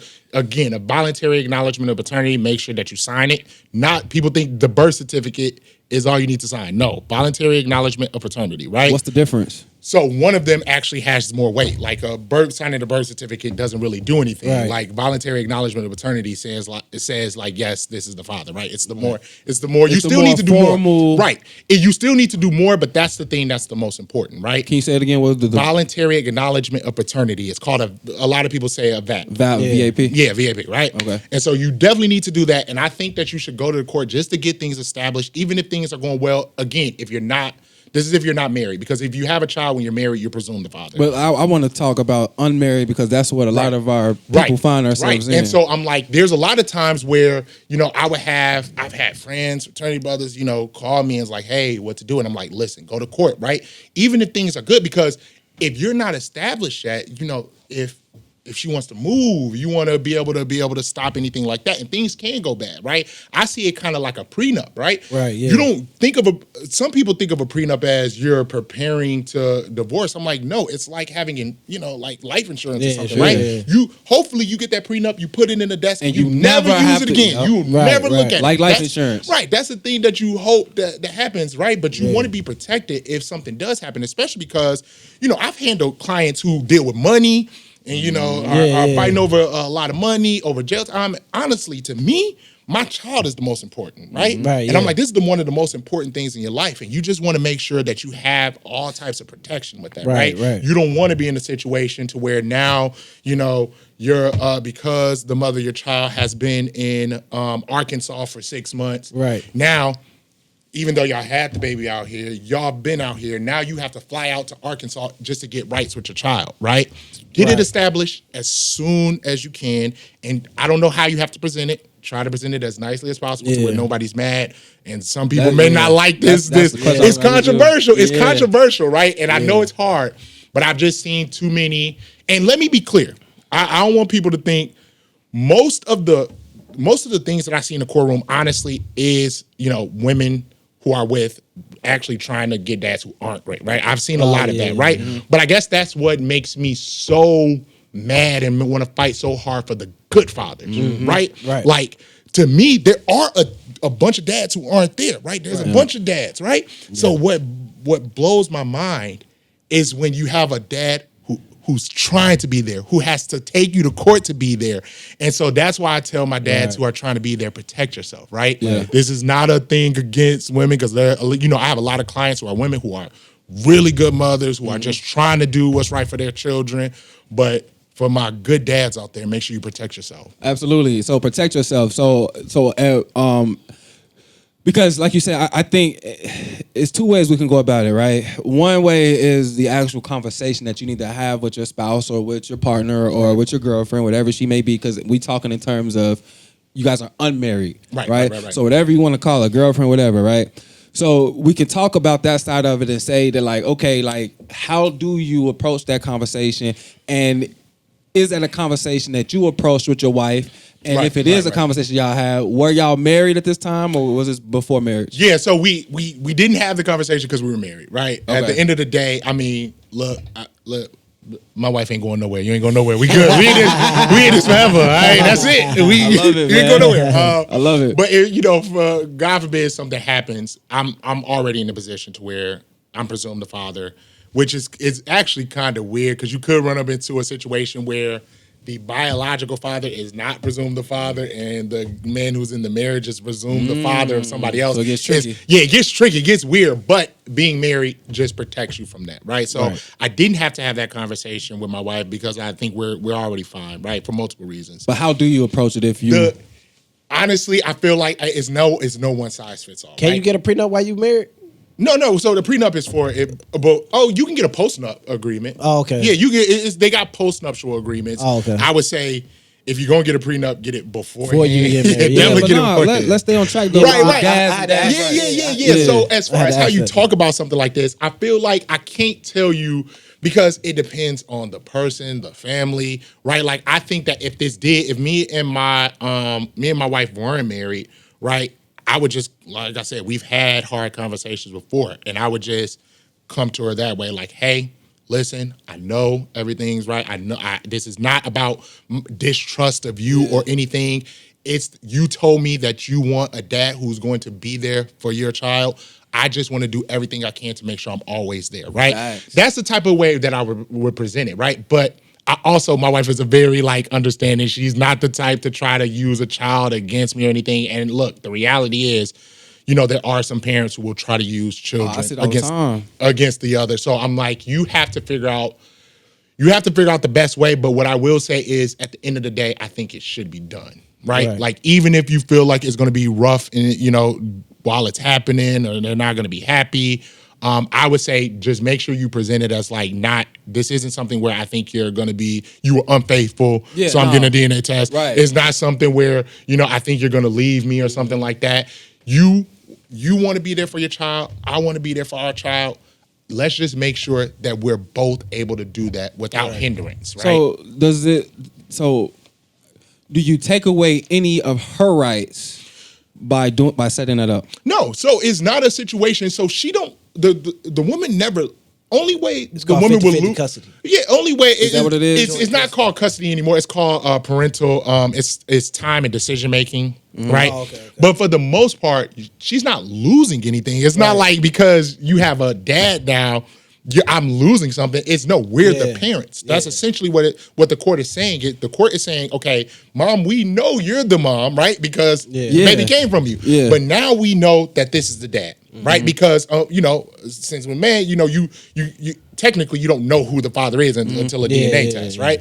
And so the court is like, okay, we know you both are the parents. You both have equal rights until you lose them, right? Or for the most, I will say I am simplifying it. There's a lot of things that go into play as far as who has what type of decision making, and a lot of times, mom still has. Well, it's complicated. I would say that, right? However, what it does do is establish rights for dad, right? And it just, in the eyes of the court, now you're both the parents. You both, unless you're unfit, you both, can have whatever parental time or whatever decision making. So this is for Illinois. If anybody's watching, I'm talking from the lens of an Illinois attorney. Do not go to Vegas court and be like, hey, Attorney Holiday told me this is Illinois. Absolutely. I wanted to ask you this in terms of that as well. So when you say dad's rights, can you break, because I don't, what the fuck do dad's rights even mean? Like, what does that mean? Can you break that down? Right. So it goes to the fact that dad's right to be the parent, to make decisions, to be there, because there's a lot of, I remember I was talking to my wife. She was telling me about one of her friends, right? And this friend wanted to move. They were in like Virginia or Maryland, right? And this friend wanted to take her child to Texas. Dad didn't want that child to leave. The mom was like, well, this is my baby. I'm gonna do what I need to do for my baby. No, what dad's rights means is that's y'all baby. For sure. If you want to go to Texas, either you have to get my permission or we're going to court to decide if you can go to Texas. Sure. So when I talk about dad's rights, there's so many fathers who don't know that they have a right to say what their child can and can't do. There's a lot of dads who actually believe that they can't do anything. There's dads who believe that they don't have any decisions. There's dads who believe they can't get any time. Like, honestly, they feel like there's nothing that they can do because they're, the mom is mom. Right. When we talk about dad's rights, it's getting that established, knowing that, look, I do have a right to tell you, like, no, we're going to decide this together. No, you can't take my child to test. And I think this goes for both, right? Like, again, I always want to say, look, again, mom's rights. I have some very wonderful mom clients, but I will just say a lot of the times moms are fighting to catch dads and get child support and things like that, while I have the dads that I represent who are trying to get time, right? It's not even like they're not trying to avoid child support or anything. They're like, look, if that's a part of that's fine. I just want to see my child. I want to make sure I can have a say on what area of the city he or she stays in, And that's what I mean by dad's rights, right? I like fighting for that because, again, there are a lot of bad fathers, right? There are a lot of mothers who are being done wrong.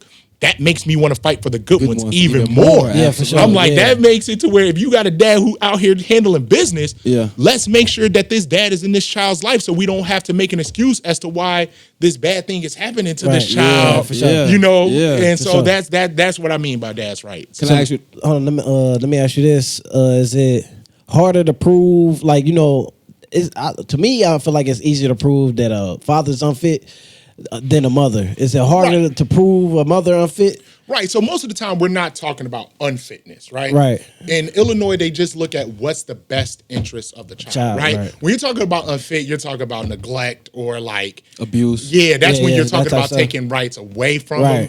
What I'm talking about is just best interest, right? And so our argument the court looks at it and statutes state that it is always presumed that it's in the best interest of the child to have a relationship with both parents. And that's what I need everybody to recognize. That it is presumed that it is in the best interest of the child to have a relationship with both parents. With both parents, right? And so when we're going to court, what I'm thinking when you said, like, what should dads do, right? The reason why I say make sure you have an apartment, make sure you have a job, because I'm going to court and I'm saying, look, there is no reason why this dad does not have access to his child. He has a place for her to stay. He has a room. He has a crib. He has steady income. He has a car seat, right? He has everything that a dad needs. And so only thing that opposing counsel or the opposing party can say about this dad, Right. is that they just don't want him to be a part of the child's life. Exactly. Right. Yeah. That's what I love. And that'll never hold up. And that'll court. never hold up. And so, Right. boom, That'll we never hold do up. what we have to do. And it's a long process, especially if they're not on, the same terms, page. yeah. It's a long process, but for the most part, I think it's necessary for any parent that wants to be involved that's not involved, right? If you're a mom, I've actually had mom clients, believe it or not, who did not have access to their children, right? Like it's happened. It's much rare, but I've had moms call me and say, like, look, dad is out here. He won't let me see the kids. He's doing this. He's doing that. Like, how do you help me? Most of the time, those are cases in which mom lost some rights due to something that they did wrong. But even in those cases, I don't think a parent should be completely just cut out, right? I think we do a process, right? If it's therapy, okay, let's get this mom in therapy. Yeah. Let's give her, supervised visitation. Let's get her to a point to where she can be around her kids again, right? Like, I don't think kids, I think kids need to be around their dad, but I also think they need to, like, if I didn't have my mom, I equally feel like I'd be messed up, right? Yeah. My mom was like, I needed that, right? And so I'm like, I'm going to fight for that mom to do what she needs to do to get back with her children, right? I think that's best for the kids as well. Yeah, absolutely, 100%. Yeah, 100%. So so not only what you see in the courtroom, but what do you see in the world? Because it's a stigma out here that black men don't want to be fathers. Right. Do you think that stigma is true? It's just not true, right? The crazy thing is, I know so many, like, yes, there is the crazy thing, I was watching, I think her name was Cynthia G or something like that. That sounds familiar. She's like a YouTuber or something like that who just, honestly, I'm gonna say it, she just hates black men, right? And when you I think you could take a statistic and make it mean anything that you want, right? Absolutely. You can interpret it. You can interpret it a statistic. I learned that in school. You can interpret a statistic in all type of ways. Somebody will say, man. I'm not saying that this is the actual statistic. This is just an example, right? They will say, man, do you know that there are 25% of black men who are not taking care of their kids? I'm like, well, or do you mean that there's 75% of men who do, right? Like, why do you say it that way, right? Why are we saying, like, and that's the thing that I'm talking about. So people will look at they were like, oh, the amount of dads who aren't there, right? That means black man. Oh, black man is no, some black man. I've never left my child. Honestly, I'm always, when I had paternity leave out in DC. So at that time, I was with my daughter, right? Like, for the first 10 months of her life, I'm not even going to work. I'm with my daughter. 10 months of paternity leave? 10 months? Get the fuck out of the I know people out here that's fighting for 2 weeks. Yeah, no, I'm not gonna lie. DC and New York, when it comes to, I have more paternity leave. This is bad, right? This is not, then my wife had maternity leave at her job. Damn. I think she had 8 weeks or something, right? Yeah, I think she had 8 weeks, and I was able to get up to 10 months of paternity leave paid. Yeah, it was dope, right? And so I'm like, when you say stuff like that, like black men, I'm like, I ain't never left my child. I know my good friend has it. My dad has always been there. You know, most of the black men I know have always been around. there. So I'm like, when you say that, make sure you say some. Don't say black men aren't there. Some black men aren't there for the kid. Yes, some black mothers are. My brother, shout out to my brother, he has custody of all his children. He has custody of all his children. The mom, I ain't gonna get into the details, but he's there for his kids, right? And so I hate when people try to use a statistic and try to extrapolate that to go to all black men. It's just crazy. I think that's with a lot of propaganda against black men. It's wild. Like, my thing is, when I'm talking to black men, we're talking about what we need to do to improve. When I'm talking to the world, it's like how my family is, right? Like, I can say what I need to you in person, but I'm like, when we out there, you know what I'm saying? Can't nobody, I'm not finna let people attack you because I know the character. You know what I'm saying? And I love that about you, bro. And I respect the hell out of you I respect the hell out of you for that, bro, because I think more black men should be stepping up. Kind of what you mentioned earlier about us having this podcast. More black men should be stepping up to speak to the good job that black men are doing, right? It should be more of us stepping up to speak on the behalf of black men that are out here trying, because there are those stereotypes out there. There's a million Cynthia G's out there that's putting out these narratives about black men, and they have the world believing it. But if more black men would step up like us, and like you said, you saying 25%. So what you really mean is 75%. Right. Like we need more black men to step up to those type of challenges and oppositions, right? Absolutely. But you also got to think too. It's kind of hard to get them black men to stand up and have that output like a Cynthia G. Because then you got the white narrative behind her, pushing it too. Oh yeah. Like Look, very heavily. Nothing of what I'm saying I think is going to be, honestly, I don't think it's easy, right? I think a lot of us have lives. We're just focusing on, getting what we need to provide for our own, right? I'm not gonna lie. Sometimes it's not easy to be like, okay, on top of that, I'm gonna go to this mentorship, I'm gonna do this, right? And I'm like, at the end of the day, look, I feel like make sure you're good, make sure home is good, make sure family is good, for sure, right? But I do think, despite it being difficult, I think that's still our responsibility, right? We can't put that, like, yes, I am gonna go to, public hearings to say, like, we need this, we need to do this, we need to change this, right? At the end of the day, we need to act as though that will never happen, that nobody else is saving us but us, right? We need to know that we're responsible. If they help, cool, we'll take that as a benefit, like a cherry on top. Yeah. Right. But I'm like, it's on us. We need to take responsibility for that, right? And Absolutely. it's going to be hard. Yeah, for sure. That's so dope, man. And I agree 1,000%. And I think a lot of black men, for one reason or another, they either are afraid to take that extra step and to do that one extra piece, or to put in that, like, because a lot of black men, I don't want to say a lot of black men, but the way I can see it, right, is that if you a black man, right, we all need to eat, we all need to survive and put food on the table and put a roof over our heads. So that requires you to get up and go to work, unless you're doing it some other type of way, entrepreneurship, or if you're doing some underworld illegal shit, right? But for most of us who want to do it the right way, you have to go and you have to put in those 40 hours, right? Right. But I think for a lot, and for a lot of black men, and not to even mention child support, because I know black men who are on child support who goes to work those 40 hours, and that's still, because of the child support, it's still not enough for them to take care of themselves. Right. So how can,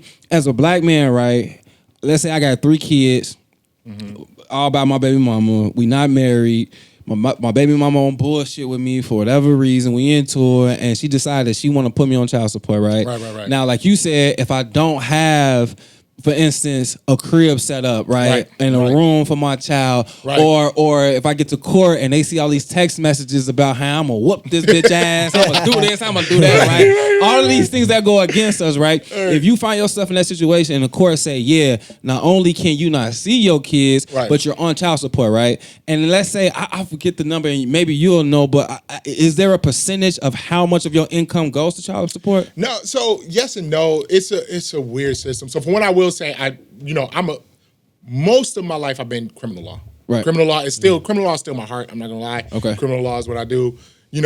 Family, and this is something newer that I've done starting this past year, right? Oh, okay. So this is coming from the perspective of somebody who hasn't had a long time in family law. However, the way it works is they look at how many overnights that one of the parents have the child. It's a formula that they use, and then they take a percentage, honestly, of both of your incomes, right? It depends on who has most of the overnights. And so if you have the child for this amount of time, they calculate it differently, and they take the income of both parents, right? So they didn't want to be in a position to where you have, two parents that have the child equally, or mom has them slightly more, but mom is a millionaire, dad makes $40,000, and now they're still taking $200 out of dad when mom is making $500, and so they try to make it fair to where it's still based on the income of the parents together. And the formula is changed based on who is the primary custodian, or I guess who has the child more nights, right? Okay, so it's who has the child most and nights. It's also who makes the most money, and those two things are gonna determine the formula that we use. Yeah, and they put those things into, and honestly, I use a software for it, right? So they have an actual, like, you could do the math and just but we have a software. Plug it in. Yeah, we have a family software where we put the overnights, we put the amount of money that they make, and then from there it calculates what child support is coming from which parent. Okay, Wisconsin do the same thing. I got hands-on experience. Well, then you should talk about it. But my question, where I was going with that was because like I say, I know a lot of dads who do find themselves in a situation, right, where they gotta go to court and they gotta go through all this child support. But the point that I want to hit on, that I want both of y'all opinions on, is as a man, that wants to be involved in your child's life, but as a man that also knows that I need to take care of me because I'm not trying to live at a mom's basement, right? Yeah. So as a man, when you get up and you go and work those 40 hours a week, or if you put in overtime, 60 hours a week or whatever, how do you still have the time and the energy and the motivation to still say, okay, I'm dealing with that, but I still have a responsibility to still come here and talk about it? Like, how do you do both like Listen, that, man? again, I say it's not easy, but I think you think about your baby, right? Like, my thing is, I always say this, you know, I die for my wife, but I kill for my baby, right? At the end of the day, your motivation has to be like, look, I know this is going to be hard, and it helps if it's unfortunate because in criminal law you can get a public defender, which sometimes is good, sometimes isn't. But when it comes to family law, any attorney that you get, most of the time you have to pay for it, right? A lot of times you don't get the access, right? And having a good attorney will help you with that as well because they'll work you through the steps, tell you what you need to do. But at the end of the day, the motivation has to come, from knowing that, look, if I do this, I will be there with my baby girl, right? Knowing that, the court system, although it's not perfect, it has come a long way. It used to be where a win in court, years, because I talked to a family, I worked at the last office I was at, they've been family lawyers for 40 years, right? It used to be where a win for dad was getting every other weekend. If you get every other weekend, that was the biggest win that you'll get. Like, now you do see dads getting equal decision-making, equal parenting time. You do see dads who are getting full custody, right? Yeah. And so knowing that, look, there is a process, you can get through it, it's gonna be hard, you got, there's a lot that you gotta do, think about your babies, and just keep grinding, because if it's me, I'm using that story when we go to court.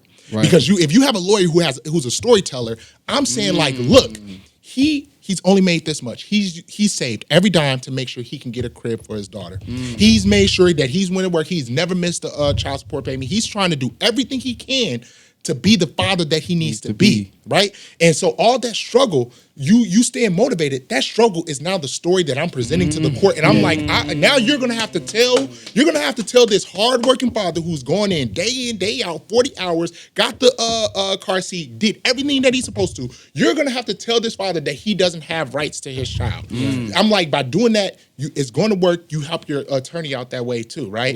And even if you don't have an attorney, still working to do that, right? You can still present that story. Absolutely. That's what my dad taught me. Like my grandma taught him to keep all his receipts. Anything he buy, anything he do with the child, keep it all, because it just helps you in court. And they always used to say the best lawyer to get is the best storyteller. Yeah, honestly, listen, and I'm not gonna lie. That's the thing about being a defense attorney that I think helps, right?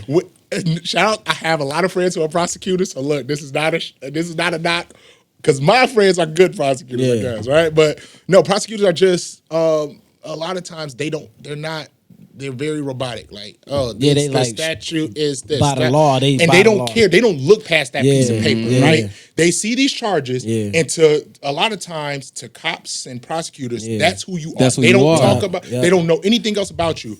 As your attorney, my job is, for one, make sure they're not doing bullcrap, but two, to let them know who you are past this piece of paper, right? Let them know that you're not just these charges, right? Let them know that you have a job, that you're doing this, right? And really be a storyteller. Let them know that, look, this is a situation in which you were trying to defend yourself. You were trying to defend your family, right? And so, as defense attorneys, we have to be really good as storytellers. And then in family law, they are more like, they actually go to your house. There's something called a GAL, an attorney for the children, who they'll look into everything. GAL is, so it means a guardian ad litem. That is an attorney for the child. So that attorney doesn't represent the mom or dad. That is the eyes and ears of the court. They'll actually go to the house, make sure dad, when I say you have a crib and all that stuff, the GAL is actually checking that out, right? So that's like a part of DCFS or something? No, it's not DCFS. It's just an attorney for the court, right? It's so, because a judge can't go and check these things out. GAL does, right? But with that being said, it's still about, I'm still able to tell this story, right? Like, at the end of the day, I still need the judge and everybody to know about what you're doing, right? That the type of dad that you are, the things that you're making sure that you have for the child. You know? Absolutely. We have the one and only ALONTE HOLLIDAY, criminal defense lawyer. He also does family law. He's more newer to the family law. He's a little bit more experienced in the criminal side of it than the family side of it, but he does great work in both areas. Yes, sir. We talked a little earlier about, families and dads' rights and things like that, but now I want to kind of switch it up and talk a little bit more about criminal law because I think it's important for the black man out there. This is me and cheat codes, right? So I think it's important out there for black men, especially black men who find themselves in the system, the legal system, whether you are fighting a case now that's pending or if you had a case before or if you find yourself dealing with a case in the future. Right. We want to be able to shed some light on some of the things that you can do, some of the things that you shouldn't do, and how to handle yourself in those type of situations. Before we do, though, I always want to make sure I give my boy Jay an opportunity, to... Yeah, no, I think everything good. Like I said, thanks again for coming, bro. Oh, yeah, for sure, man. When I hit you up, I was throwing up a alley-oop. I was hoping shit. I'm like, man, I hope he comes. Slam that ball. Let's do it. Yeah, for sure, man. Yeah, so with that being said, ALONTE, man, so before we jump right into it, can you give the audience a little bit of your background in criminal law, how you got into it, how long you've been doing it, and what got you into it? Like, what was the... Yeah, so honestly, when I actually decided that I wanted to be a lawyer, I knew that I wanted to do criminal law, right? Yeah. And the reason is because I've actually had family members who've dealt with the system, right? And you see what that does, and having what good lawyers versus bad lawyers, what that could do for anyone, let alone your family, right? Right, for sure. And so for me, I knew that I wanted to be, that person for other people, right? And so going to law school, as soon as I got there, my internships were criminal law. There were times where I was offered positions in nice, cushy jobs, making a ton of money. Right. But, I knew my purpose was to do that, right? To be in criminal law. So all my internships, second year, and when I graduated, my first job was out in New York. Stayed there for a while doing criminal law. Then I went to DC where I handled nothing but felonies, right? So we didn't even handle misdemeanors. And so I handled everything from, guns, drugs, murder, everything. We we did it all, right? And for me, unfortunately, it happens to us more than anything else. We're the ones who are affected by the system the most, right? And so I definitely wanted to be a lawyer that somebody can look to and be like, hey, there's somebody who's fighting for me that looks like me. Right. In New York, there were multiple times where I had clients who told me they've never seen a black male attorney before. Now, this is New York, right? This is New York. This is the melting pot of America. This is New York. Luckily, DC, I didn't. They had a lot more black lawyers, so I didn't see that as much in DC. Right. But in New York, I had multiple occasions that they said that they had never seen a black male attorney. At my office, there were only 2 of us in the criminal. Damn. It's 2 black male attorneys, right? And so I'm like, not only I didn't want to just do it, but I wanted to do it well. Right. Like I wanted to go out there and make sure that all the people, that their rights are not being trampled on, that they got somebody who was out there, lighting it up and, doing cross-examining, putting on closing arguments. I needed all my clients to know, like, oh, this ain't just a black man attorney. This man gets down. Like, this man is going... He gets busy. He's going to make sure that I'm good, right? Right. Yeah. And so, I've carried that from the moment that I decided that I was going to be a lawyer up until, like, actually doing the work. Absolutely. Yeah. This might be, it's not off course, but it's a little different from what we're going with it. But I want to ask this because it's really interesting. Is there such thing as a work-life balance? Yeah, I haven't found it yet. See, I mean, because it's hard, right? So I have my daughter. I make sure that I spend time with my daughter. Right. Definitely on weekends when she, when she comes home, because I actually own a virtual firm right now. I actually work from home, right? Okay. And so I'm with my daughter when she's at home. I'm there, right? Yeah. But with that being said, I do care about my cases, right? And so I'm like, I try to make sure that I balance it, but I do get caught up because I want to make sure I'm doing the best I can, right? And sometimes it takes, it takes those long nights. You know what I'm saying? When you're trying to be, you're trying to be that attorney and making sure that you're doing the best for your clients. Yeah. A lot of times there are long nights. You're working on weekends and things like that. So I feel like I'm close to that. I'm close to that balance. I'm like right there. We not all like 90-hour weeks or anything like that, but we're not quite at the quintessential work-life balance. Absolutely. You know what I'm saying? You think it's harder because you starting your own farm now too? Absolutely. So listen, I would say this, right? People tell you when you start your own thing, they're like, hey, you're going to have, all this free time. And I will say I work way more than when. I will say I get to work the way I want to, though, right? So there are times where I don't feel good, I don't have court, and, I'll just cancel the rest of my day, right? And that's something I ain't got to check in with anybody, so that's the benefit. But the thing is, then I'll be spending the whole weekend catching up, right? So the good thing is, it's freedom. It's, to me, is everything. I own it, but at the same time, I probably work twice as much as I did prior to going out on my own, because I'm everything. I'm the accountant, I'm the lawyer, I'm the everything. Yeah, absolutely. And I bet too, like because you mentioned a lot about your family and stuff. Have you had any family members that had to go through criminal law? Yeah, so I've had family members who dealt with the system, right? Criminally though, right? Criminally, okay. Right? Yep. And I think that's definitely part of the reason why I wanted to go this route. And everybody's good. I ain't got no, I don't have anybody, no brothers in jail or anything like that. Good. But we've dealt with the system. I still think about a time when I was younger. I remember this to this day, right? My dad gets pulled over. Me, my sister, we're like 7, 8, in the back seat. My mom is in the front seat, right? They tell my dad to let down this window, right? This man tells my dad that he has to let my mom's windows down as well because he doesn't feel safe.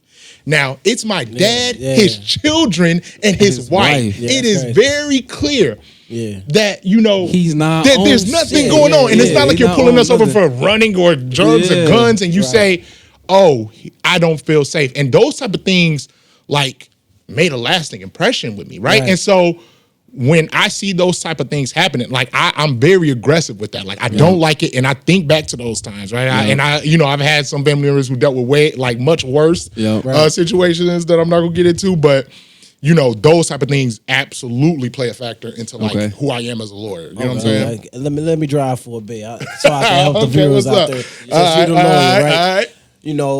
Criminally, you said your dad got stopped, so. For the viewers out there that, a lot of deaths and stuff happens at the wheel of a person that's just ain't capable of doing their job correctly. So can you tell us the steps for a person that's getting pulled over? What would you suggest them to do instead of arguing and trying to plead their case? What would you say? Right. So how do you handle what do you call it? Traffic stop. Traffic stop. Yeah. So a traffic stop. So it depends, right? For the most part, people think like, okay, if I'm driving, I don't have to give him my license or anything. You do, right? So they have a right to ask you for your driver's license and registration and things like that. What they don't have a right to do is search your vehicle, right? So first I would say, never agree. Sometimes cops will, very nonchalantly be like, hey, you mind if I just check the backseat real quick? No, absolutely not. What I will say is... Can you give a reason real quick? Yeah, because for one, at the end of the day, cops may be just fishing, right? Oh, okay. There's a lot of times in D.C. that they didn't have any reason to believe that there was something there, right? And they just want to search your car. And if you give them consent, if you tell them no and they search your vehicle, you help your attorney out, right? Because I can do what's called a suppression, right? I can say, you violated my client's rights. So I don't care what you found in there. You can't use that, right? If you give them consent, now that's no longer a violation because you gave it to them. So don't ever say yes to that, right? It just do not do it. I don't care. People are like, but what if I don't have anything to hide? No, right? No. There have been cases of officers planting things in there, right? So even in that situation, just no. If they have a reason, if they have a warrant, if they have probable cause, then they can do it. When they ask you for your driver's license, that you have to give it to them, but you don't have to say, you don't have to tell them. When they say, do you know why I pulled you over? You don't have to say anything. You can say, and don't, it's best not to say anything or just say no, right? Here you go, here's my driver's license. If they ask you to get out of the car, in some instances they can, but it has to be reasonable and they can't do it forever, right? They can't just, for whatever reason, take you out the car and just leave you out for hours, right? Now, what I will say is, what you need to do is, most important thing is getting back home, right? Yeah, for sure. You getting angry because you're right does not matter because bullets don't care. Right? Yeah, for sure. And then you also don't want to be in a situation where they're trying to charge you with, resisting arrest or something like that. Right. So you tell them, you don't have to be like super polite, but you don't have to yell. You can be like, no, right? And then from there, you let your attorney, because if I get that case, you don't have to worry about being aggressive with the cop. That's when I'm going to go in court and make sure I handle everything, right? When it comes to anything that's found in the car, don't say anything, right? If this is not your car, if you're with friends, there's a situation where you need to let your attorney handle everything that's going on. What you do is you give them your driver's license. You don't let them search your car. You keep your mouth closed. Yeah, that's it. Okay. Don't say anything, right? There's a lot of people who are like, oh, well, I'll say this because I didn't do this. The thing is, I can say everything you're going to say to that cop. I can say to them and the prosecutor, except they can't use my words against you. Right. They can use, when they say that, when they read those Miranda rights and they say everything you say can and will be used against you, they mean that. Right. I can tell them whatever I need to tell them for you, right? And they can't use any of those words against you. Okay, you know what I'm saying? Okay. And so let your attorney do the job, right? Okay. And ultimately, apart from the law, make sure you get home, right? Even if you're right, even if you're like, hey, I follow Mr. Holliday's advice, right? I didn't do this, so I'm gonna get in this cop. I'm gonna yell at him. Like, it's just not worth it, right? At that point, we're not talking about the law. We're talking about your safety. Get home. Let me handle, going at the cop. Okay. That's so dope. Let me drive some more. Hey, what's up, man? That was a great question. I hope y'all caught on to that, man. Yeah, man. I'm driving because I've been in situations. You know what I'm saying? And I didn't have nobody to tell me what and what not to do. You feel me? So that's why I said let me drive for a minute. After all this, and they still get you out the car, put you in handcuffs. And some people get falsified a lot. You know what I'm saying? And you get in that car, then the ride down to what advice do you get from the car to the station? Yeah, I mean, I'm gonna sound like a broken record. Don't say anything. Don't say anything. Okay. I mean, now listen, I want to say this is general advice. This is general advice for anything. Right. I want to be clear that, different situations may, whatever. Yeah. But generally, just don't say anything, right? There's a lot of times there's cameras in the car. Oh, okay. Pretty much from there, anything that's happening, you want to let your lawyer do the work, right? Okay. You as long as you're telling them that you don't want to do that or you don't give them consent to search, if you're, anything, and then you say you want to the quickest way possible. A lot of my family members, they have a card to where they don't even have to say I want my lawyer. They give the cop the card, right? The best thing you can do is if you're arrested and you're in an interrogation or people are talking, the best thing you can do is ask for your lawyer as quickly as possible. Because what that does is if they're asking you questions, right? And you ask for your lawyer, if they ask any questions and they try to use something you say, again, we talk about suppression, right? Mm-hmm. When you ask for a lawyer, they have to stop questioning you. Mm-hmm. They have to stop questioning you because if they don't, I can get that suppressed. Right. If you decide that you want to talk or you want to say anything or now they will try to use those things. So make sure you're asking for your lawyer as quickly as possible. Other than that, don't say anything. You have a right to silence, use it. Confession. If I say I want a lawyer before I give you my confession, you can suppress it. Absolutely. Damn. The only exception is they'll stop if you re-engage them, right? So they'll stop, they'll leave if you say like, hey, actually I do want to say. Okay, I got you. So just don't say anything. Say I want a lawyer. Anything that was used, especially because now, a lot of the areas in Illinois, they're requiring body-worn camera, right? And so now, if you're saying these things, if you're doing all of this stuff, now we can see it, right? To where there won't be anything, right? And so if they don't stop, now you help your lawyer out. Gotcha. Now your lawyer is going to be, the one aggressive and making sure that you're protected, right? And the crazy thing is, I want to say this, right? Because one question I get asked all the time, right? If I didn't do anything wrong, what's the problem? Why can't I talk? Mm-hmm. You want to know why? There's a situation. Let's say that cops are investigating a burglary. Right? I didn't burglar nobody. But it's clear now. This is a situation where it's clear you're the suspect. I want to be clear that if they're just coming to you on the street, you just saw somebody run out with a bag of money, they're asking you what happened, you could talk to them, right? Like don't be like, hey, I'm not saying it, But if this is a situation where they think you're a suspect, right? And you're like, I didn't do it. For one, they can still use what they want against you. Let's say you're telling them about your day and you say you got to work at 9 and they end up finding out that you got to work at 10. it could have been just a natural slip. You could have forgot that you went into work late, but now they can use that as evidence of your guilt. Let's say they're investigating a robbery. You're like, look, I wasn't at the robbery. I was down smoking with my boy. Boom, we don't got nothing on the robbery, but we just found out that you were smoking in the public where you're not supposed to do it, right? So I'm like, at the end of the day, if they think you're a suspect, right, and that's the situation that I'm talking about, I can tell them everything that I need to, they need to know from you, but they can't use it against me. I can decide what's right, what's wrong. So even in a situation in which you don't have, it's not a problem, I think it's always good advice to let your lawyer do it, right? If they think you're a suspect and if they're convinced that you did this, right? And it's, again, we're not talking about a situation where you're a witness to something that you just had and it's clear. Like I said, it's clear that they're just asking you what you saw. In that case, that's up to you, right? Yeah. I don't know how you like cops. If you want to help, you can. Yeah. If you don't, that's up to you. But when it's a situation where they're arresting you, let your lawyer do the talking. Okay. You don't need to do that. Okay, absolutely. Okay, one more drive real quick. So, I heard that you could do like monthly payments to a lawyer for situations like that, to where if I'm in so just have just have them on retainer. Retainer.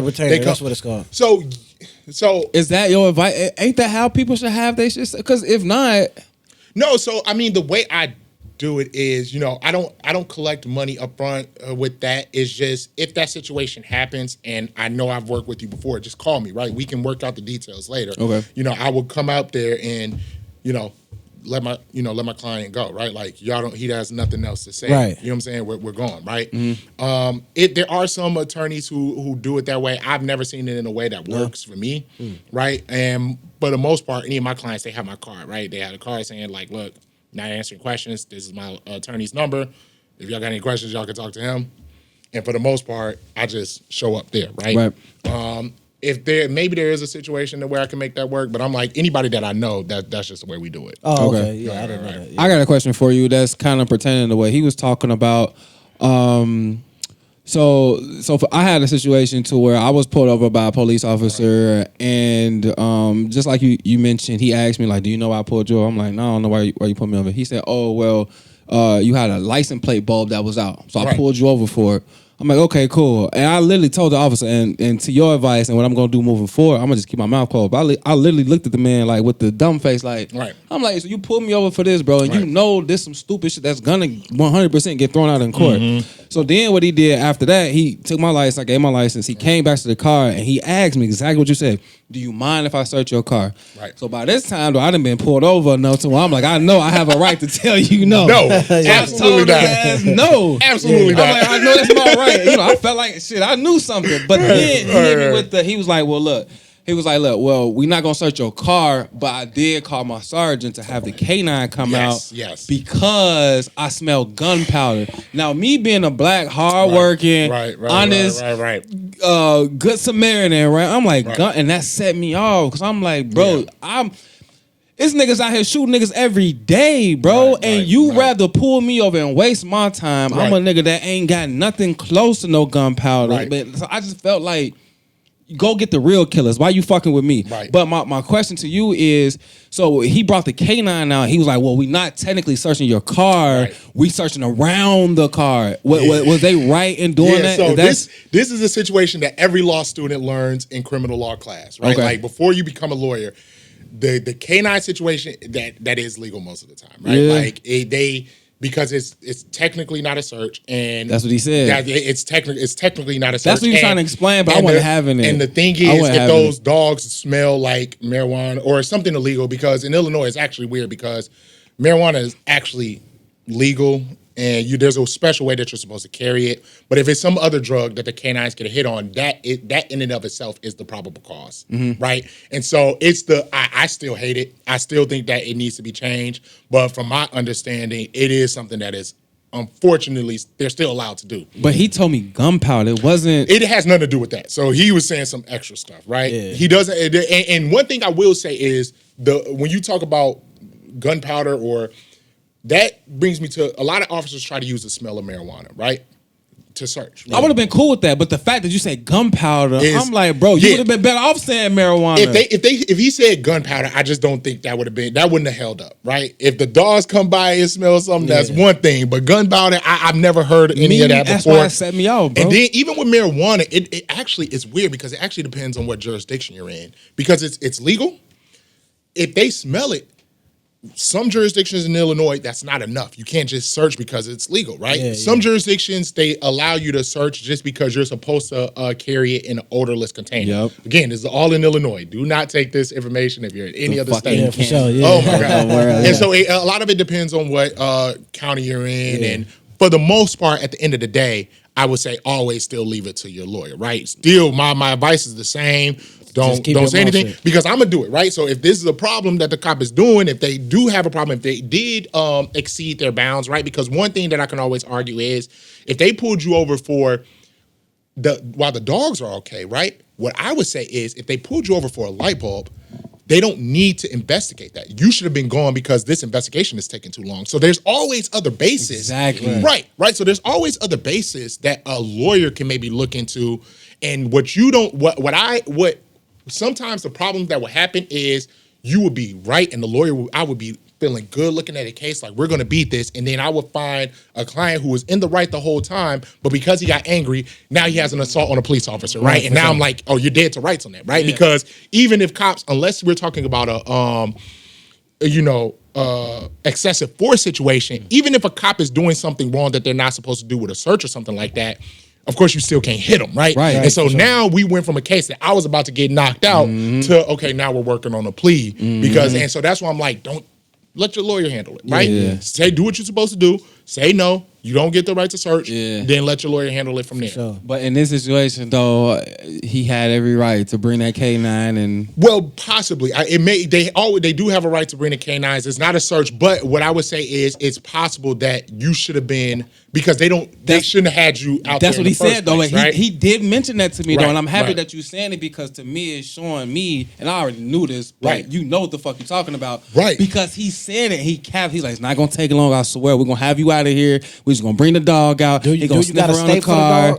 Well, for the most part, you technically have to stay as long as the cops keep you, but that doesn't make it legal, right? Oh, okay. If they pull you over because you pass a stop sign, there's no reason for them to. Why are they searching your car? Right. Only thing they need to see is you pass the stop sign. They just give you a ticket. Only thing they need to see is your driver's license and your registration and your insurance. After that, they don't. There's no evidence in your car that will help you prove whether or not you didn't stop at that stop sign, right? Exactly. So there's let me say this, right? Because I want to be clear to people who are watching this, right? There some things it's black and white. Yep. Black and white is they don't have a right to search your car, right? Yep. There's a lot of things where I can make an argument for it, right? Some things like when in your situation, you said so he had a right to bring the dogs. Well, yes, he has a right to bring the dogs, but we may have been in a situation to where he didn't have a right to keep you that long. So we're still in a situation where you're done, right? To where your charges should be dropped, right? And that's what I mean by like, for one, you need to have a good lawyer, and unfortunately, there are a lot of lawyers that aren't that good, right? But two, once you have a good lawyer, let your lawyer's gonna do the work. Like I let my clients know, like, look, I'm gonna find this. I'm gonna do, I'm gonna do the research. I got you, right? As long as you do what you're supposed to do. Man, I've had, fortunately I've had repeat clients, right? Where, the only good thing about them being repeat clients is the second time I get the case, they ain't say nothing to, they're not talking. They decided, they said, no, you can't serve. Like they listen to me, right? And so I'm like, yes, this is what I'm talking about because then I'll handle it from there. You know what I'm saying? So even I heard canines they could give false taps too. Yeah, and so you would look at that as well, right? So pretty much for my clients, I'm searching every nook and cranny. I want to know everything about this officer, what he's done, what the canines have done, right? But I don't like it, but the dogs can come around, right? So the dogs are not a search. I will say that the dogs sniffing the car is not a search technically, and it's something that you learn in law school. Yeah, right? I'm like, I want your badge number. I want your sergeant's badge number. This shit is illegal. He's just looking at me like, all right, whatever. But your situation, like I said, it depends, right? So I would have put in discovery for the body worn camera. I want to see everything, right? Okay. I'm like, I may find something that handles this case that you didn't even know about, right? Yep. They may say your light bulb was out or whatever, you passed this, and I got the dash camera footage, and you just didn't, right? Yeah. So now we're not even getting to the dogs. You stopped them without probable cause at that point because I saw him. We see on your dash cam footage that he stopped at the stop sign. So you're telling me about the dogs. If you're with me and I see this, I'm like, it don't even matter. We're not even going to get to the dogs. We're going to get this thrown out before we get to the dogs, right? Right. Dogs don't matter. You know? Let me drive a little more. Because I got some more questions for him too, but do your thing, man. So, all right, for the kids out there, right? So, I grew up on the west side, right? And you know, it was a decent house. I ain't gonna say that because my dad still lived there. It's decent, but the neighborhood was kind of bad. But my mom and my dad split up. She moved on the east side, right? Big ass house, nice ass neighborhood. This and that, right? And one night, it was just a night that I was depressed and shit. It was kind of raining, but you know, I just wanted to get out the house, clear my head. So me and my homie Tim put on our jackets, just went outside just to take a walk through the neighborhood because it's nice. You know, I ain't never seen no shit like this, so I'm trying to see the neighborhood. Walking through the neighborhood, the police pull up, and illegal. I don't know if it's illegal or not, but you tell me. They just come, hey, we need to search y'all because we heard we've been having robberies in the neighborhood and stuff like that. So for the kids out there that's walking around and stuff like that, and the police roll up, how do we handle those situations? Right. So I guess the messed up thing is we don't know how true it is, right? So for the most part, it depends on what the officers knew at the time, right? It could be a situation where they really did get something saying that this person, you know, this person had this weapon or this person did this, and now they're searching you because you're the person that the witness said had the weapon, and they're looking at an emergency, whatever. There's a lot of things that can happen, right? Right. At the end of the day, it's also a situation where they didn't have probable cause. They didn't have a reason to search you, right? Right. So as long as, again, I don't want to sound like a broken record, telling them you don't give them consent to search, right? You don't consent to any searches, right? Even my person? Yeah, of course. So they can pat you down. So in some situations, if it's in a dangerous area or for the cop safety, sometimes they can do what's called a protective pat down. Now, what that mean? What's particular about that is they can pat down for like weapons or anything, right? What they can't do is they can't go in and manipulate things, right? So they can't go inside your pockets unless from the pat down, it's immediately apparent what it is, right? So if they're going in the insides of your pockets and all of that, that's not a protective pat down. And even in some situations, they can't just say in every situation they were in fear, right? In some situations they can, right? But at the end of the day, like I said, what I'm doing, I want everything. Yeah. I want to know when you say I'm here for this reason, I want to know what you were sent. I want to hear the 911 call that told you to go down there. Because if the 911 call called you for, you know, someone jaywalking or something like that, and now you're in here in the pockets of people who are there, that's a problem, right? And so, you know, a lot of times when people say, can they do that? Sometimes it's outright no. A lot of times it depends, right? And a good lawyer is going to figure that out if they had a right to do it, right? Yeah. Because sometimes they can stop you and, you know, have a situation where they can, you know, talk to you and do an investigatory stop. Yeah. Sometimes they're not in that situation and they're just fishing for something. Right. Like there's a lot of times where, you know, they do things that are outside the bounds, and you don't know that until after you do investigation, right? Okay. Let me ask you this: how broad is probable cause? So probable cause is not a huge burden, right? So it's not something like how. Right. It's pretty broad, right? So it's not. So let me put it this way, right? Not everything is probable cause, right? So you have a situation. Let me put it this way, right? You have a situation where people are like, "Hey, this man matched the description," right? In some instances, that is probable cause, right? If you have a shirt on that has a dragon design, and the person who saw it happen described that dragon design with the nice red, you know, Nikes, then that may be probable cause, right?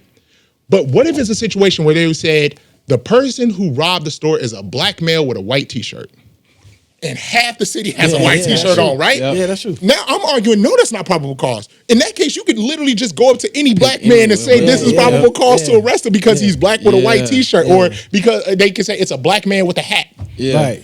Okay, that's half of Rockford. So you can't, it has to be particularized, right? Right. It has to be something that's specific, right? Yeah. And so when it's probable cause, yes, it's somewhat broad, but you can't just say anything is probable cause, right? Yeah. And so, that's why I actually like being a defense attorney, because a lot of it is the argument, right? Yeah. A lot of it is me saying like, hey, you said the phone call said a man with Nike shoes, and then I can actually pull out statistics to show how many pairs of white Nike shoes were sold in this store, and say like there's been 1,500 Nike shoes. And so you're saying you were allowed to arrest 1,500 people, right? And so, it's all about the argument and being able to do things. Sometimes I'm not going to listen. Sometimes, I have some people who things don't look good, right? And people are like, it's all about getting people off. And I'm like, no, sometimes it's about mitigation and making sure the system isn't messing up somebody's life for a bad decision, right? People are like, you trying to get criminals off for doing this? I'm like, no, I'm trying to make a person who made a bad decision at 17, with his friends, and not let that affect him when he's 40, right? Let him be able to, do what he has to do community service, whatever. But y'all, yes, let's not put a felony. Let's get this dismissed with a court supervision. This is a kid. While the prosecution sees this as a piece of paper who did the wrong thing, I'm the one who's going to tell you like, hey, he has this many scholarships to go to college, and you're because of a mistake that he's made right here. No arrest before this, no priors, no anything. You want to ruin his education. You're not trying to fix him. You're trying to put somebody in jail, right? And so it's my job to go beyond that paper sometimes. Sometimes it's not about, sometimes a lot of, well, I'm going to say all my clients are innocent, right? All my clients ain't never did anything wrong. All my clients ain't never did. But no, even in a situation to where we're not arguing that the person didn't do it, I think it's still important to have someone who's trying to make sure that justice is being done. Absolutely. Right? And to me, throwing someone in jail and messing up their life for one mistake is not justice. Absolutely. Right. Quick question, if you don't mind. No, go ahead. Does racism exist in criminal law? Yes. I'm sorry to cut you off. No, that was the question. Absolutely. Can you explain it? I'm going to tell you about a case in D.C., right? My client, he's okay with it. I've talked to him. He doesn't have a problem with me saying this. So he's in his car, right? And he just he picks up his phone. They stop him and pull him out of his car because they said that him dropping his shoulder was an indication of him stashing a gun. Now, they didn't lie and say they saw anything else. They didn't say they saw a gun. They didn't say, he has a history with guns. Right. What they said was, and of course the case got dismissed, but just the fact that he got arrested, they said him dropping his shoulder was an indication of him stashing a gun. Now, of course he's black. And the thing I think to myself is, okay, you're on the bad part of D.C. I wonder if you're on the nice part and the nice, white man or white lady, they dip their shoulder. I wonder if that's going to be an indication of stashing a gun, or are you just going to assume the best, right? I feel like there's so many times, and look, of course I want to say this. I'm not putting this on every officer, right? I'm not saying all cops are racist, right? I'm not that type of person. Of course I have family members who are cops and everything, but it's definitely seen, right? Like this stuff happens, and it happens to us, right? Situations where cops are going up to people and, making them show their waistband without any reason, right? Just show your waistband, right? And I'm like, yet they don't have anything, but why are we doing this, right? Because I'm like, I know you're not going to nice neighborhoods and doing this, right? Sure. I know you're not asking for any of that, so absolutely it is. But to play devil's advocate a little bit for the police officers, isn't it hard though when you know these areas are prevalent for these type of things? How do you make that decision in the spur of the moment like that? Just still, you got to do it the right way. My thing is, I'm not mad that he arrested my client. I'm mad that he arrested him on just that evidence, right? Okay. There's times where I've had a situation where, something happened, client runs, you have someone who says like, look, he ran over there, I think he had a gun, I saw it, right? And I'm like, look, even if I feel like you're wrong, there's situations where I do think you have probable cause, right? I'm going to show you that you're wrong, right? But I'm not faulting you for making that decision, right? That it was this. But when you don't have evidence besides the fact that you're in a bad neighborhood, and that's my probable cause for arresting you, that's a problem, right? You know what I'm saying? So I'm like, that's not an excuse. That's not an excuse to do bad things. You still have to do it the right way, right? Yeah. Because look, I don't want guns out on the street, right? I'm not saying that I want people to be shooting out, right? Like I think at the end of the day, I want things to be safe just like anybody else, right? But at the end of the day, it seems like when a lot of things are being done wrong, when rules are being broken, a lot of them are being broken against us. Yeah. You know what I'm saying? Absolutely. 100%. And that's the only thing. That's my argument, right? I don't have a problem. I have a problem with the way the criminal system is set up in general. But me being a defense attorney, the only thing that I'm griping about right now is just the way things are done out there in the field. Yeah, I think a lot of misjustice happens to our neighborhood, just because I think they notion is this a bad crime area, right? And a lot of people get misconstrued about that. You ever ran into some people in prison or anything that was falsely accused? Oh my gosh, one of the cases that changed my life. Was in DC, where this was so crazy to where I'm like, I don't know how the system fails someone so many times. A robbery occurs with the older lady. She's like 90 years old. This older lady says that the person who did this was in their 20s, mid-20s. My client was I think he was 53. He looked 53. He has gray hair and everything, right? Yeah, damn. There's a cop who looked at the video and said, that's my client, right? They went to the lady, put my client's picture in a lineup. The lady said that wasn't him. She said it was somebody else, right? They literally had nothing besides the cop saying, yes, that's him, right? Yeah. No other evidence linking him, right? He's adamant. This was not me. It wasn't me, right? Still locked up. We're trying to get him out. We're having probable cause hearings. We're letting them know. Not only did they say this is a 20-something-year-old man, he has gray hair. It's like his hair was black, but he had gray in it. Right. This is clearly not a 20-something-year-old man. Yeah. When we said that she picked someone else out of the lineup, you know what they said? Oh, well, she's older. So you're just already assuming he's guilty. You don't have to prove anything. That's crazy. Eventually, we got him out. Everything was released. This man lost his apartment. He lost his job. Only thing they did for him was, our bad, and let him go. Through so many steps. How much time? He was in there for like 3 months before we were able to get him out. And I'm sitting there talking to his boss like, hey, do not fire him.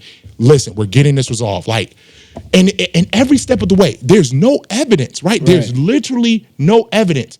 And they're just holding, in this case, I kid you not, this was while, this was early on, and this case changed my life, man, because I'm like, you just ruined this man's life. Hell yeah. You just ruined his life. You think you're doing the right thing he shouldn't have been here in the first place. Right. You didn't have somebody who knows him, who's seen him multiple times, a family member who says, yes, this is him on the video. You had an officer who says he's had interactions and say, yes, that's him.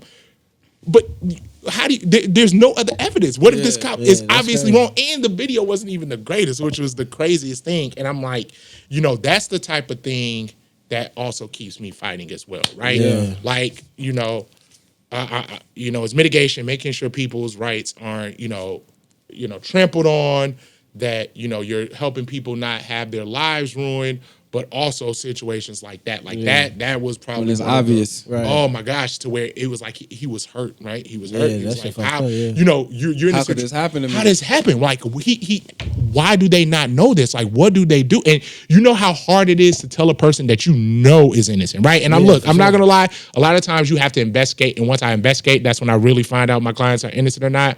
But I'm like, this is a situation where we knew like 100% innocent, right? Yeah. And tell a man like, although I know you're 100% innocent, and they don't have the evidence, you still got to sit in jail another 2 weeks. Right. You still got to be in there for another month. That make me cry. That make me go home and rethink everything. But you got to think, man, shit like that to make niggas run from police.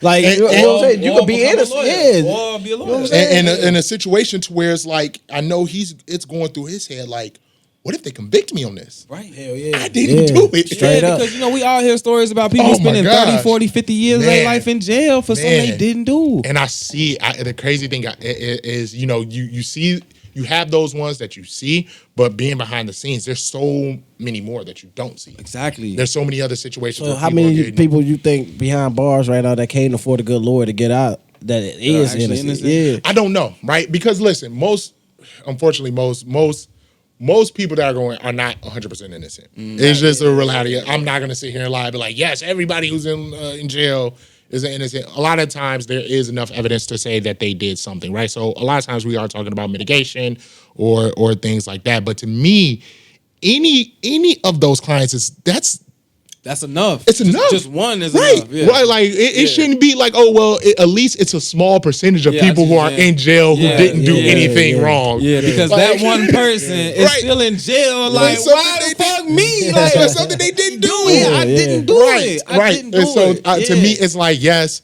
You know, to me, any amount is too many. Absolutely. Any amount is too many. Absolutely. Let me ask you this. Because I know a lot of times, you know, it's quite easy for most of us to celebrate the successes. Can you tell us about a time to where you thought you had a case in the bag and it went the other way? And then how do you have that conversation with your client knowing that you got to go back and tell your client, like, yeah. Right. Right. You know? So, I mean... Like the Tory Lanez case. Exactly. That's a perfect example. Okay, That's a perfect example. So your example, and then we'll talk about the Tory. We can talk about the Tory Lanez case. So listen, when it comes to those type of situations, what I tell clients is most of the time I'm completely honest, right? So I tell clients how I feel about a case, right? So most of the time that happens in situations. I tell clients that we shouldn't go to trial. I tell clients when we should. I'm like, hey, either I know I can beat it, or even if we lose, we'll get the same thing, right? At sentencing, at worst. So, but there are situations where I will say, look, there's some evidence that's good for us. There's some evidence that's bad for us. At the end of the day, here are the things that you can look at if we lose, you know, and of course, if we win, that's it, right? Yeah. At the end of the day, a lot of times you have to leave that because that's their life, right? Like sometimes they're put in clients are put in a messed up situation to where it's like, look, I didn't do it, but I got to take an offer because I don't want to be in a situation where they find me guilty on something that I didn't do, and now I'm getting more time had I took the offer on something that I didn't do, right? Exactly. Yep. And so when you say something like that happens, it happens in clients who unfortunately feel like they have to take a plea to something they didn't do, or they're saying that they didn't do, or a situation where you ultimately go to trial and it doesn't go your way, right? I actually haven't had a situation at trial in which I felt like we were going to win and we lost. Okay. But I have had situations to where I felt it was we had a really good chance at trial, and a client has been like, I don't want to take the risk, right? And to where I feel bad, right? Because I'm like, look, I think we could probably win this, but I would be, you know, unfortunately as an attorney, I have to let people know, like, look, the real of it.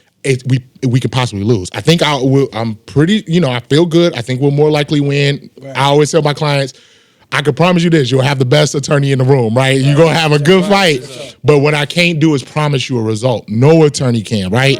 It's different on situations where I'm super confident we'll win a trial, right? Yeah. But if there's cases where I just feel really confident, but, you know, there's some facts that look bad, I have to tell clients, like, look, this is up to you, right? Because as confident as I feel, you need to know that it's always a possibility that you can lose, right? And so, you know, sometimes we would decide to go to trial and, you know, essentially call the government's bluff, and they'll end up reducing the charges to something my client wants to take.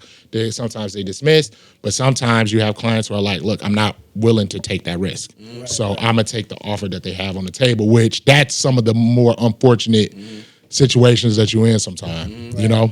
So, absolutely. So let's swing it to the tour. I'm pretty sure you was at least up to date on it. I love it. And of course I was up to date. So what I would say about the Tory Lanez case is there was a lot that, because it wasn't public, it was a lot of information we were just getting from people, right? Okay. Oh, okay. I would say, y'all not gonna like this. So I think at the end of the day, if you was his lawyer, If you was his lawyer, I think honestly, from what I heard, this is what I was gonna say. This is what I was gonna say. What I will say is, I feel like his lawyers did a good job at pointing out the weaknesses in the prosecution's case, because a lot of times, you know, some people think that the defense has to tell the right story. A lot of times, I like to put on a story because people like stories, but at the end of the day, only thing I have to do is show that they didn't prove it. Right? I don't have to put on nothing. Right. I don't have to tell you what the truth is. Exactly. They have to prove it. Right. I don't have to prove nothing. On the prosecution. On them, and they're the only ones. The only thing we have is the presumption of innocence. That's what we can't carry in. Right. That means you have to believe us, right? From the beginning until they prove it. So what I will say is, I think there was also some very damaging things, especially that I heard later on, to where I might have been a little surprised at the beginning, but I think the jail call was pretty detrimental, right? Kelsey. Absolutely, because I think about it this way: if you sitting in jail, right? If you're sitting in jail for something that somebody else did, right, and that person who you know did it calls you, what type of demeanor are you gonna have? Man, you motherfucker! You should have told. What are you doing? Like, hey, look, I don't care what you do. Nigga, you need to get me out of here. I ain't gonna say, but get me out of here. Yeah, that's not the demeanor that he had. That's not the demeanor that he had. And I'm like, at first, nobody got to hear that because nobody was. It was a closed trial, right? So we're just getting. And then there was another witness that I think was called for the defense that I think I don't think they knew that person was going to testify to what they did. And I think that actually killed the case as well. Because I think one of the defense's own witnesses actually put the gun in Tory's hands. Was it like a security guard? It was some. I remember. It was something like that. That actually, and I don't think the defense was actually ready for that. So while I think they did a good job, I do think that I wouldn't say I'm surprised about the verdict, right? Okay. But after hearing everything, I do think that let me say, I wouldn't have been surprised either way what the verdict was. So if they acquitted, I think for the most part, especially with Kelsey, like they did a good job at painting this girl. Was like, and she didn't help. Yeah, she didn't help at all. Yeah. So I think they did a good job we call them Winfield, right? So that's a type of case, but they did a good job at pointing to somebody else being the one who actually did it, right? So that was masterful. Yeah. But there were some things that I'm like, and I think the tape just off of that is very telling, right? Like I think that is just the jail call. The jail call. I think that's what did him in too. That's it. I think that's what did him in. It is what did him in, but I be feeling like sometimes some guys out there just be like feeling sorry for the. I'm gonna take it. Yeah, I'm gonna take the blame. Yeah, I'm gonna take it. But like him calling her is like he really was liking her. But listen to what he was really apologetic. Yeah, that's the thing. Man, I was so drunk. I was so drunk. I'm like, yeah, but how they said the story is he was saying that he fucked both of them. Like, I fucked both of y'all. Right, but listen. So in his head, he probably said sorry. Like I should never expose. He was saying sorry for putting y'all in that situation. Yeah, I was tweaking. Let me respond to what you said. Listen. I think that could be something that's real. Yeah. Not after you arrested. I think you would say that type of stuff like maybe, before or while y'all in the car, be like, hey, I'm so sorry, I was so drunk. But after you're arrested, you looking at possibly being in jail, you're not going to be apologizing to the person who did it. No, I don't think he was thinking far ahead, like, I'm finna go to prison about this shit. I think he was just thinking like, listen, I need you to co-counsel some of my cases, bro. Like, I like to spin, bro. I love to spin, man. I would think, I would bring you on. I think he was just having fun, like, in his head. That's one of those cases. Go away. If I'm the attorney, that's one of those cases where I would have felt very happy about the entire case until I heard that call. Like that call would have told him, huh? I mean, my thing is, I don't know what I would have done. Rather, I didn't know what they were offering, anything like that. But I'm like, going into, when I go into trial, I let my clients know what's the stuff that's good and what's the stuff that's bad. Yeah. And I would have told them this call is bad. Right? Yeah. I like that call. You would have told him to take a plea. Well, I don't know, right? So I would have had to look at everything because, like I said, they also did a good job at painting Kelsey as the shooter, right? And then you have her come in and she don't want to talk because you think about. I just told you, what are you going to do if you're calling somebody who's the actual shooter? I also think about this: if you're in court and you know you didn't do anything, what are you going to say? Right. I plead the fifth, right? Like as an attorney, I use that to my benefit. If I know that a client is going to or a witness is going to plead the fifth, I put it on. Did she get like a what's that shit called?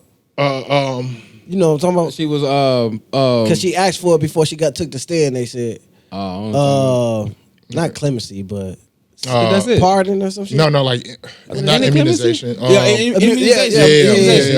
So I don't know. I don't know if she has. She. And so my thing is, at the end of the day, I will say they did a good job with that. And people are talking about the gunpowder and stuff. How he didn't have that on his hands and. No fingerprints on the gun. No fingerprints on the gun. Megan Thee Stallion story. And how she switched up, right? Like the one thing that I look at is if you can paint the person, the complaining witness, like if you can show that they lied, that's also big, right? Mm-hmm. But I think the call, and I think there was enough like, again, you had a defense witness who placed the gun in his hand, right? Of course, you're going to have Megan who said what happened and all of this, but when you have, and I had to think that the defense didn't know that was going to happen. They had to be blindsided by that because I would never put him up, right? In that situation.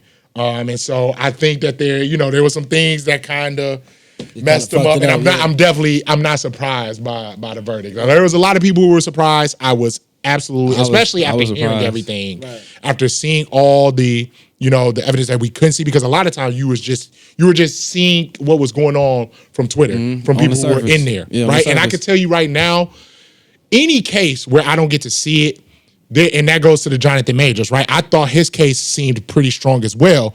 But again, when you're not in a courtroom, you don't get to see the witnesses testifying, because you can see credibility, all that stuff, right? There's a lot of things that you. So what went wrong with that? Because there was a video of the nigga running. So one thing I will say, what people miss from this, people are like, he was just found guilty.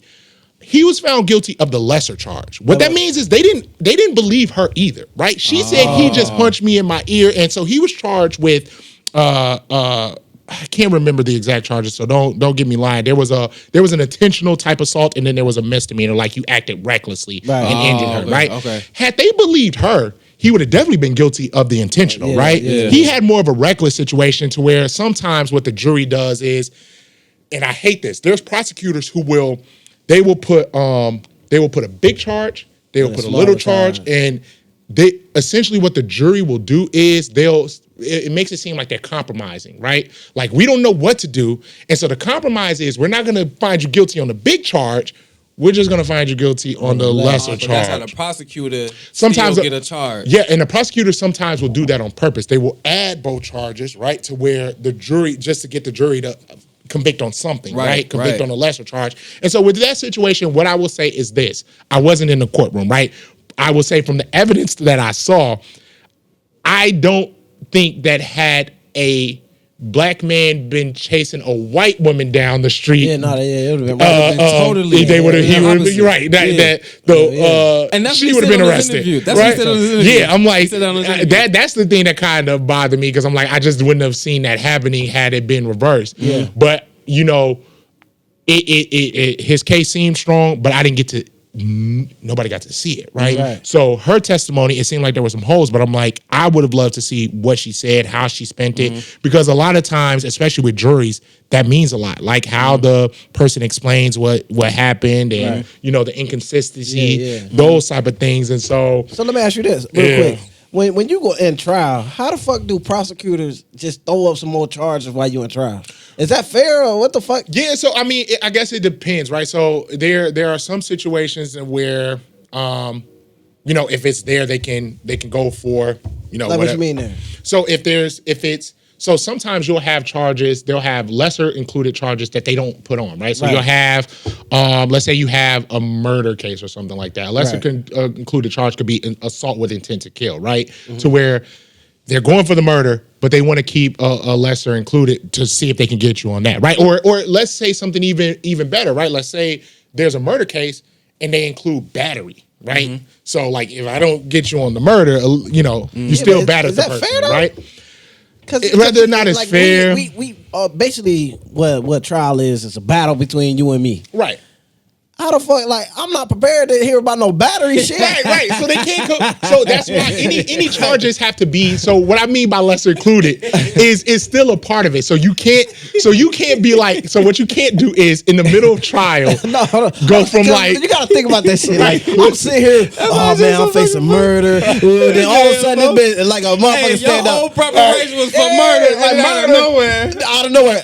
We want to get them from battery too. Like, what the fuck? Listen, so it can't be anything. It has to be something that's like within the same facts, right? So you can't be like, hey, I'm charging them for murder, but then we gonna add on robbery after you get, because you have to get notice of your charges, right? You have to get notice, and they're saying like, you hit this person on this day, right? So you hitting this person on this day could be a part of the murder, or it could just be a battery, right? It's still the same thing. If you're saying you didn't do it, you're innocent regardless. So you saying you do it to all of it? Right. So ain't that like hurting your chances of winning too?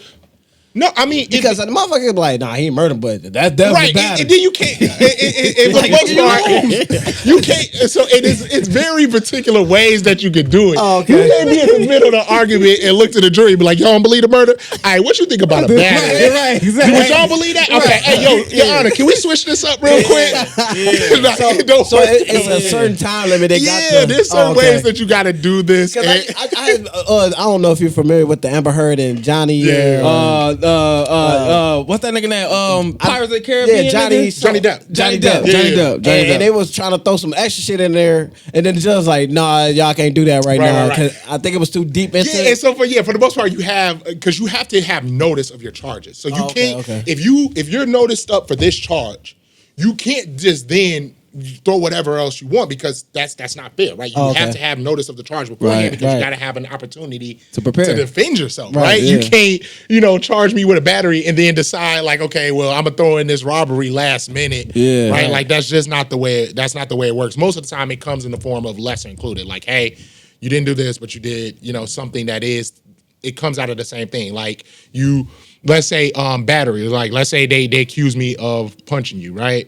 A lesser included charge may be assault. Assault you don't need to actually, in most cases, you don't need to hit someone, actually connect to assault someone. Oh, okay. Assault is just putting them in fear of being battered, right? Putting them in apprehension or like if a motherfucker do this. Yeah, so like if you're like I'm gonna knock you out or something like battery? That's assault. That's technically assault. And it has to be a reasonable apprehension, like you reasonably believe that you are gonna be battered. Right. What the fuck? But that got to be the hardest thing to fight because there's no evidence.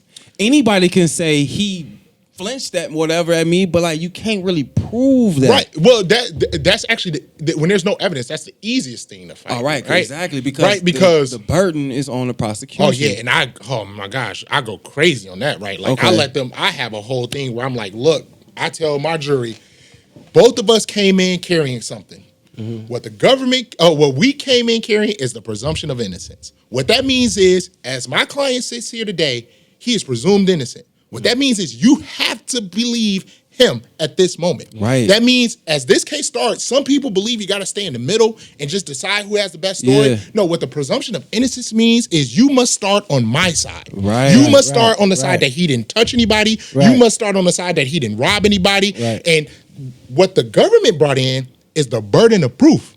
Right. See, they have to prove beyond a reasonable doubt the highest bar in our land, higher than, probable cause for cops, higher than when they take your child away from a mother, the highest burden in our land. You must believe that he is innocent unless and until they prove beyond a reasonable doubt. And then I go into like all the reasons why they're not going to prove it, right? They're not going to prove it because of this and this and that and that and that. So I'm like, good defense attorneys are really good at hammering that burden. In Illinois, they don't let you talk about it as much as they let you do in DC. In DC, they let you completely explain.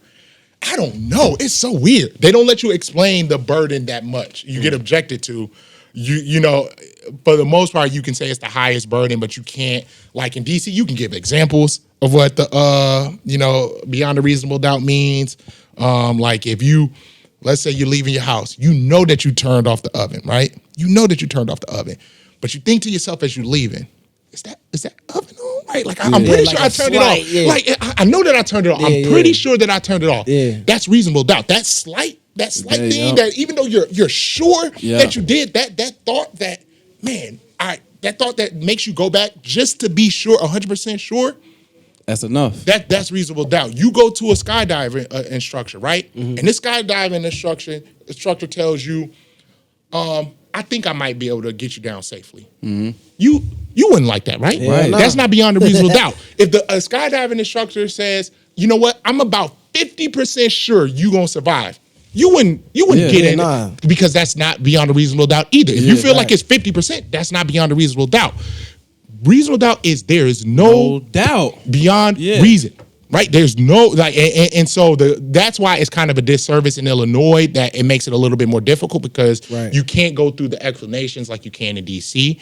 But good attorneys are going to hammer the mess out of that. Yeah, it kind of sucked though. If I'm innocent, why I got to sit in jail till I'm proven guilty? Right. Well, the good thing is in Illinois, they just changed the law. Yeah. So it's.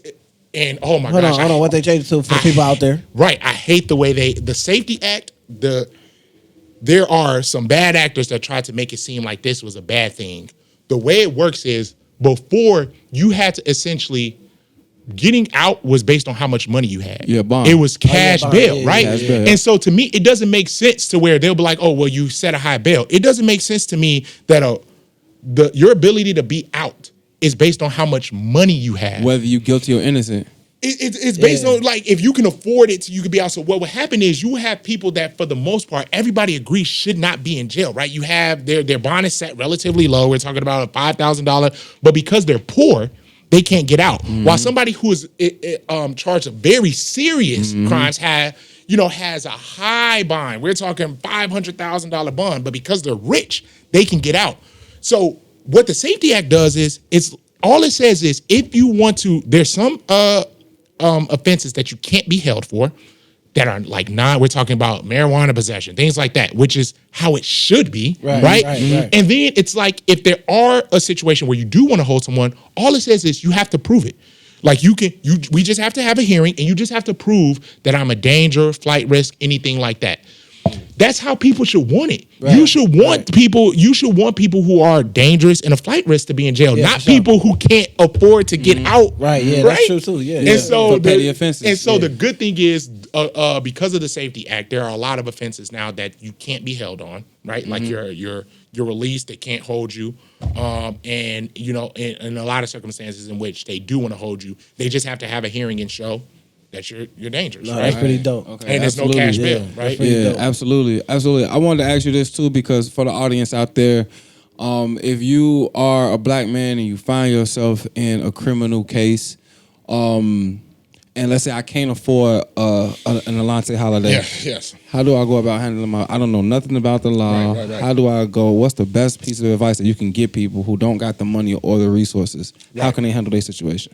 Well, for one, I would say this. I know, so there are, if you don't have the money, you are given a public defender, right? And public defenders have a bad rep. Yep. I will say, first off, there are really good public defenders out there, right? There's a lot of bad ones, but there are some really good ones too. Can you pick or choose your public defender? You don't get to choose. So it's appointed, right? And I would say, just to put it out here, some of the best attorneys I've ever seen, private or non-private, have actually been public defenders, believe it or not. In D.C., they have some of the most incredible lawyers I've ever seen, no matter, private or not, at that public defender's office, right? So the first thing I will say is, if you can't afford it, at least keep up on your lawyer, see what's going on, right? See if they're taking an interest in your case. Don't just assume that because they're a public defender that they're bad, right? If you do have the resources to get a lawyer, go ahead and do it.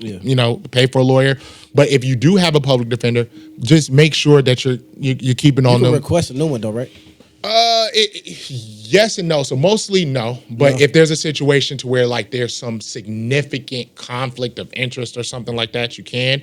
If there's a lawyer who's not doing anything, of course you have a problem. But make sure you're checking up on that, because you could have a lawyer who is who's going hard, right? Who is doing what they're supposed to do, and you don't want to make sure you don't want to get rid of that, because sometimes when you're paying for a lawyer, there's some instances and rare instances that a public defender may be better because they have more resources, right? As a private attorney, when I worked out in DC, we had all the resources we need. We can get experts. We can, we had investigators. We had everything. As a private attorney, I get clients and I gotta let them know, like, look, if we got to get an expert, I gotta let you know you're gonna have to pay them $250 an hour for me to talk to them. If I get an investigator, the cost is on you. So if you have a public defender who's doing well, you just stick with them. With that being said, if it's a situation where your lawyer is not doing what they're supposed to do, public defender or private attorney, it's hard, but you got to talk to family. You got to do what you can, because I will say I've seen drastic difference in outcomes based on the quality of lawyer, right? I wish it wasn't like that, to where the lawyer that you have didn't affect the outcome of your case that much. But when I say I've seen drastic differences, right? From you taking a plea to something terrible that you should have never taken to you getting free, you getting dismissed, right? I had a lawyer that was terrible. Like, the nigga wasn't responding. He wasn't trying to help me. This and that. I was calling him, wasn't answering. And I hit up his previous boss and shit, they gave me a new public defender. Shit, I was out in no time. Shit. Right. And I'm not racist or nothing, but it was a black dude at first. Then they switched me to a white dude. It was good. And listen, my thing is, I ain't racist though. I do not hire me because if somebody come in, don't hire me just because don't hire any lawyer just because they black, right? Right. Get a good lawyer, right? Yeah. I'm a black lawyer who's going to go hard for my clients, right? Like I want you to hire me because you know I'm gonna do well. I'm gonna get you the result, the best result that you're gonna get, right? Yeah. And so the fact that you just said that is exactly my explanation with public defenders, right?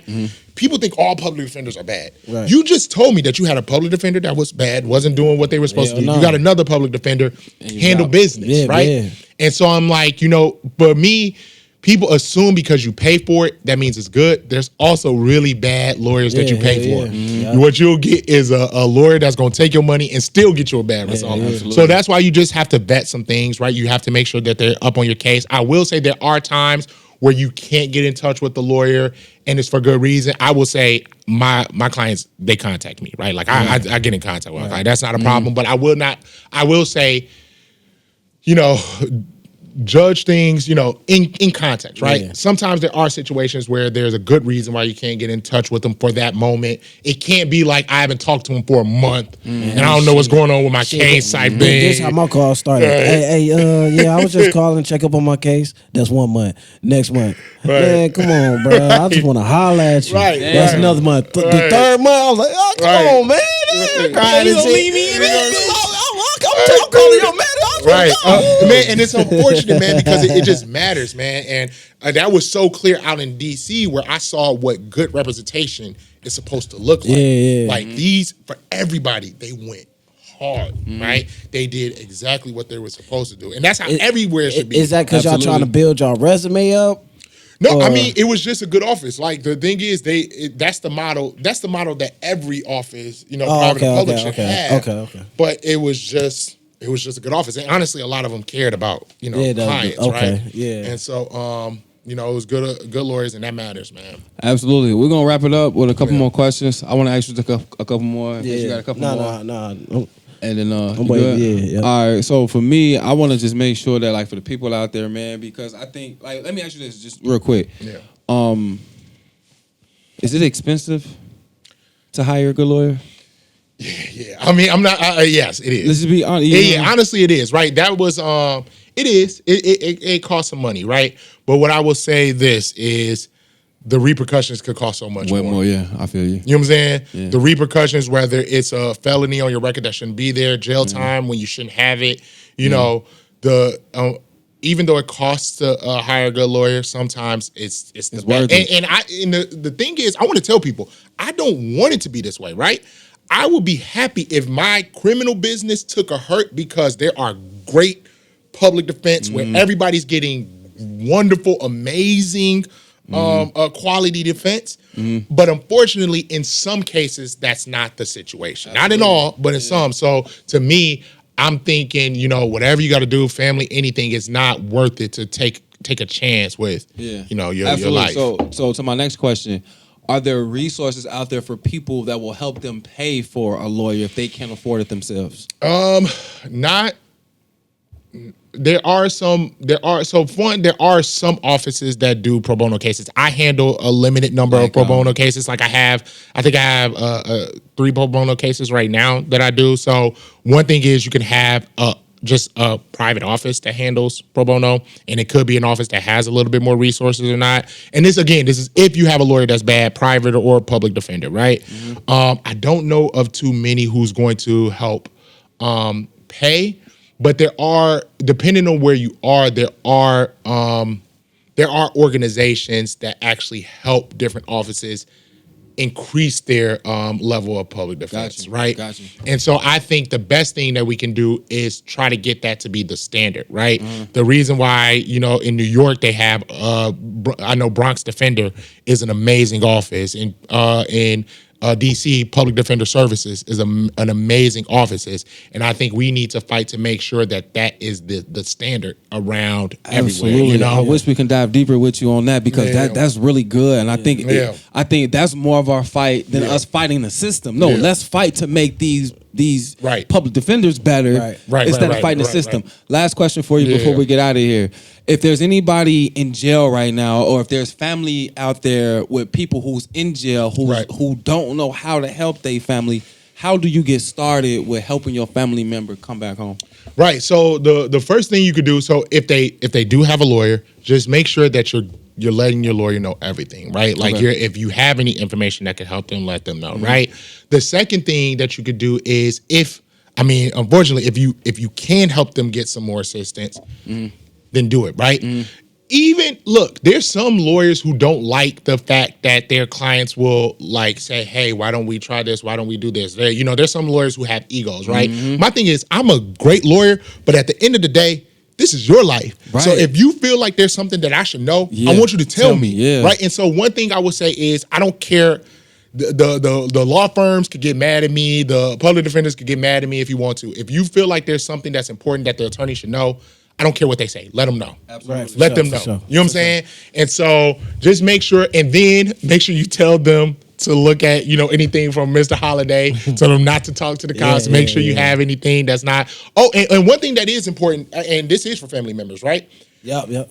When it comes to those jail calls, they're recorded. The state's attorney's office will have interns that listen to all of those calls. The worst thing you can do is be talking about the case. I know it's hard, right? Because you want to talk, you want your family members to know, and you want to be like, hey, what's going on with this?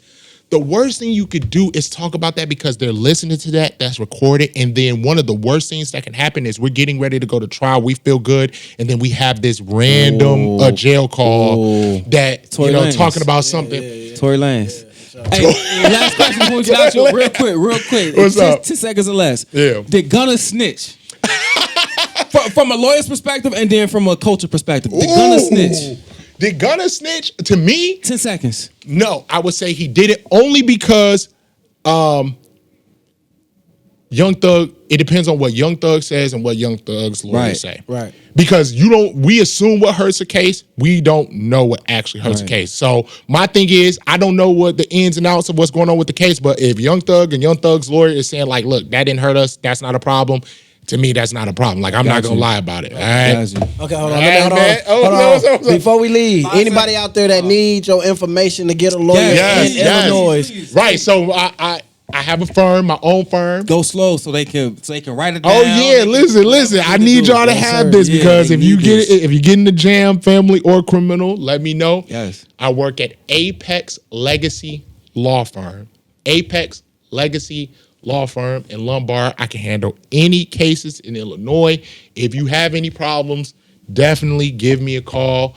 Number is 815-997-9575, and I promise you will have the best lawyer in the room. Hey, dude, but they got to hit you up through the business. They can't hit you up on the personal note, like on because APAC, I might not remember APAC. Give me an email. But if you give me like a social media or an email. Oh yeah, I mean you can always. So all my social medias are my name, right? So ALONTE HOLLIDAY. You can Facebook, Instagram. If you have any issues, there's cases that I've taken because somebody hit me up on Messenger, so I check it. So if you have any problems, anything like that, my email is AHOLLIDAY. So AHOLLIDAY. So my first letter, last name at ApexLegacyLaw.com. Let's get it. Right, so I got y'all, man. Hey, if y'all forget Part 2 that, coming soon for you. Hey, if y'all forget it, man, we had on Man Cheat Codes. What's so up, if y'all man? hit up Man Cheat Codes, we man. got We you, gonna get you man. We together, got you. I'm gonna man. get you right. Hey, we want to thank you, ALONTE, for sliding, man. Absolutely, hey, man. man. It was a pleasure, bro. Thank you again, We need a part 2, man, because there's so many more questions we gotta get to. Absolutely, man. But we want to thank y'all for tuning in, Appreciate man. it. Me and Cheat Codes. Yes, sir. We out this bitch.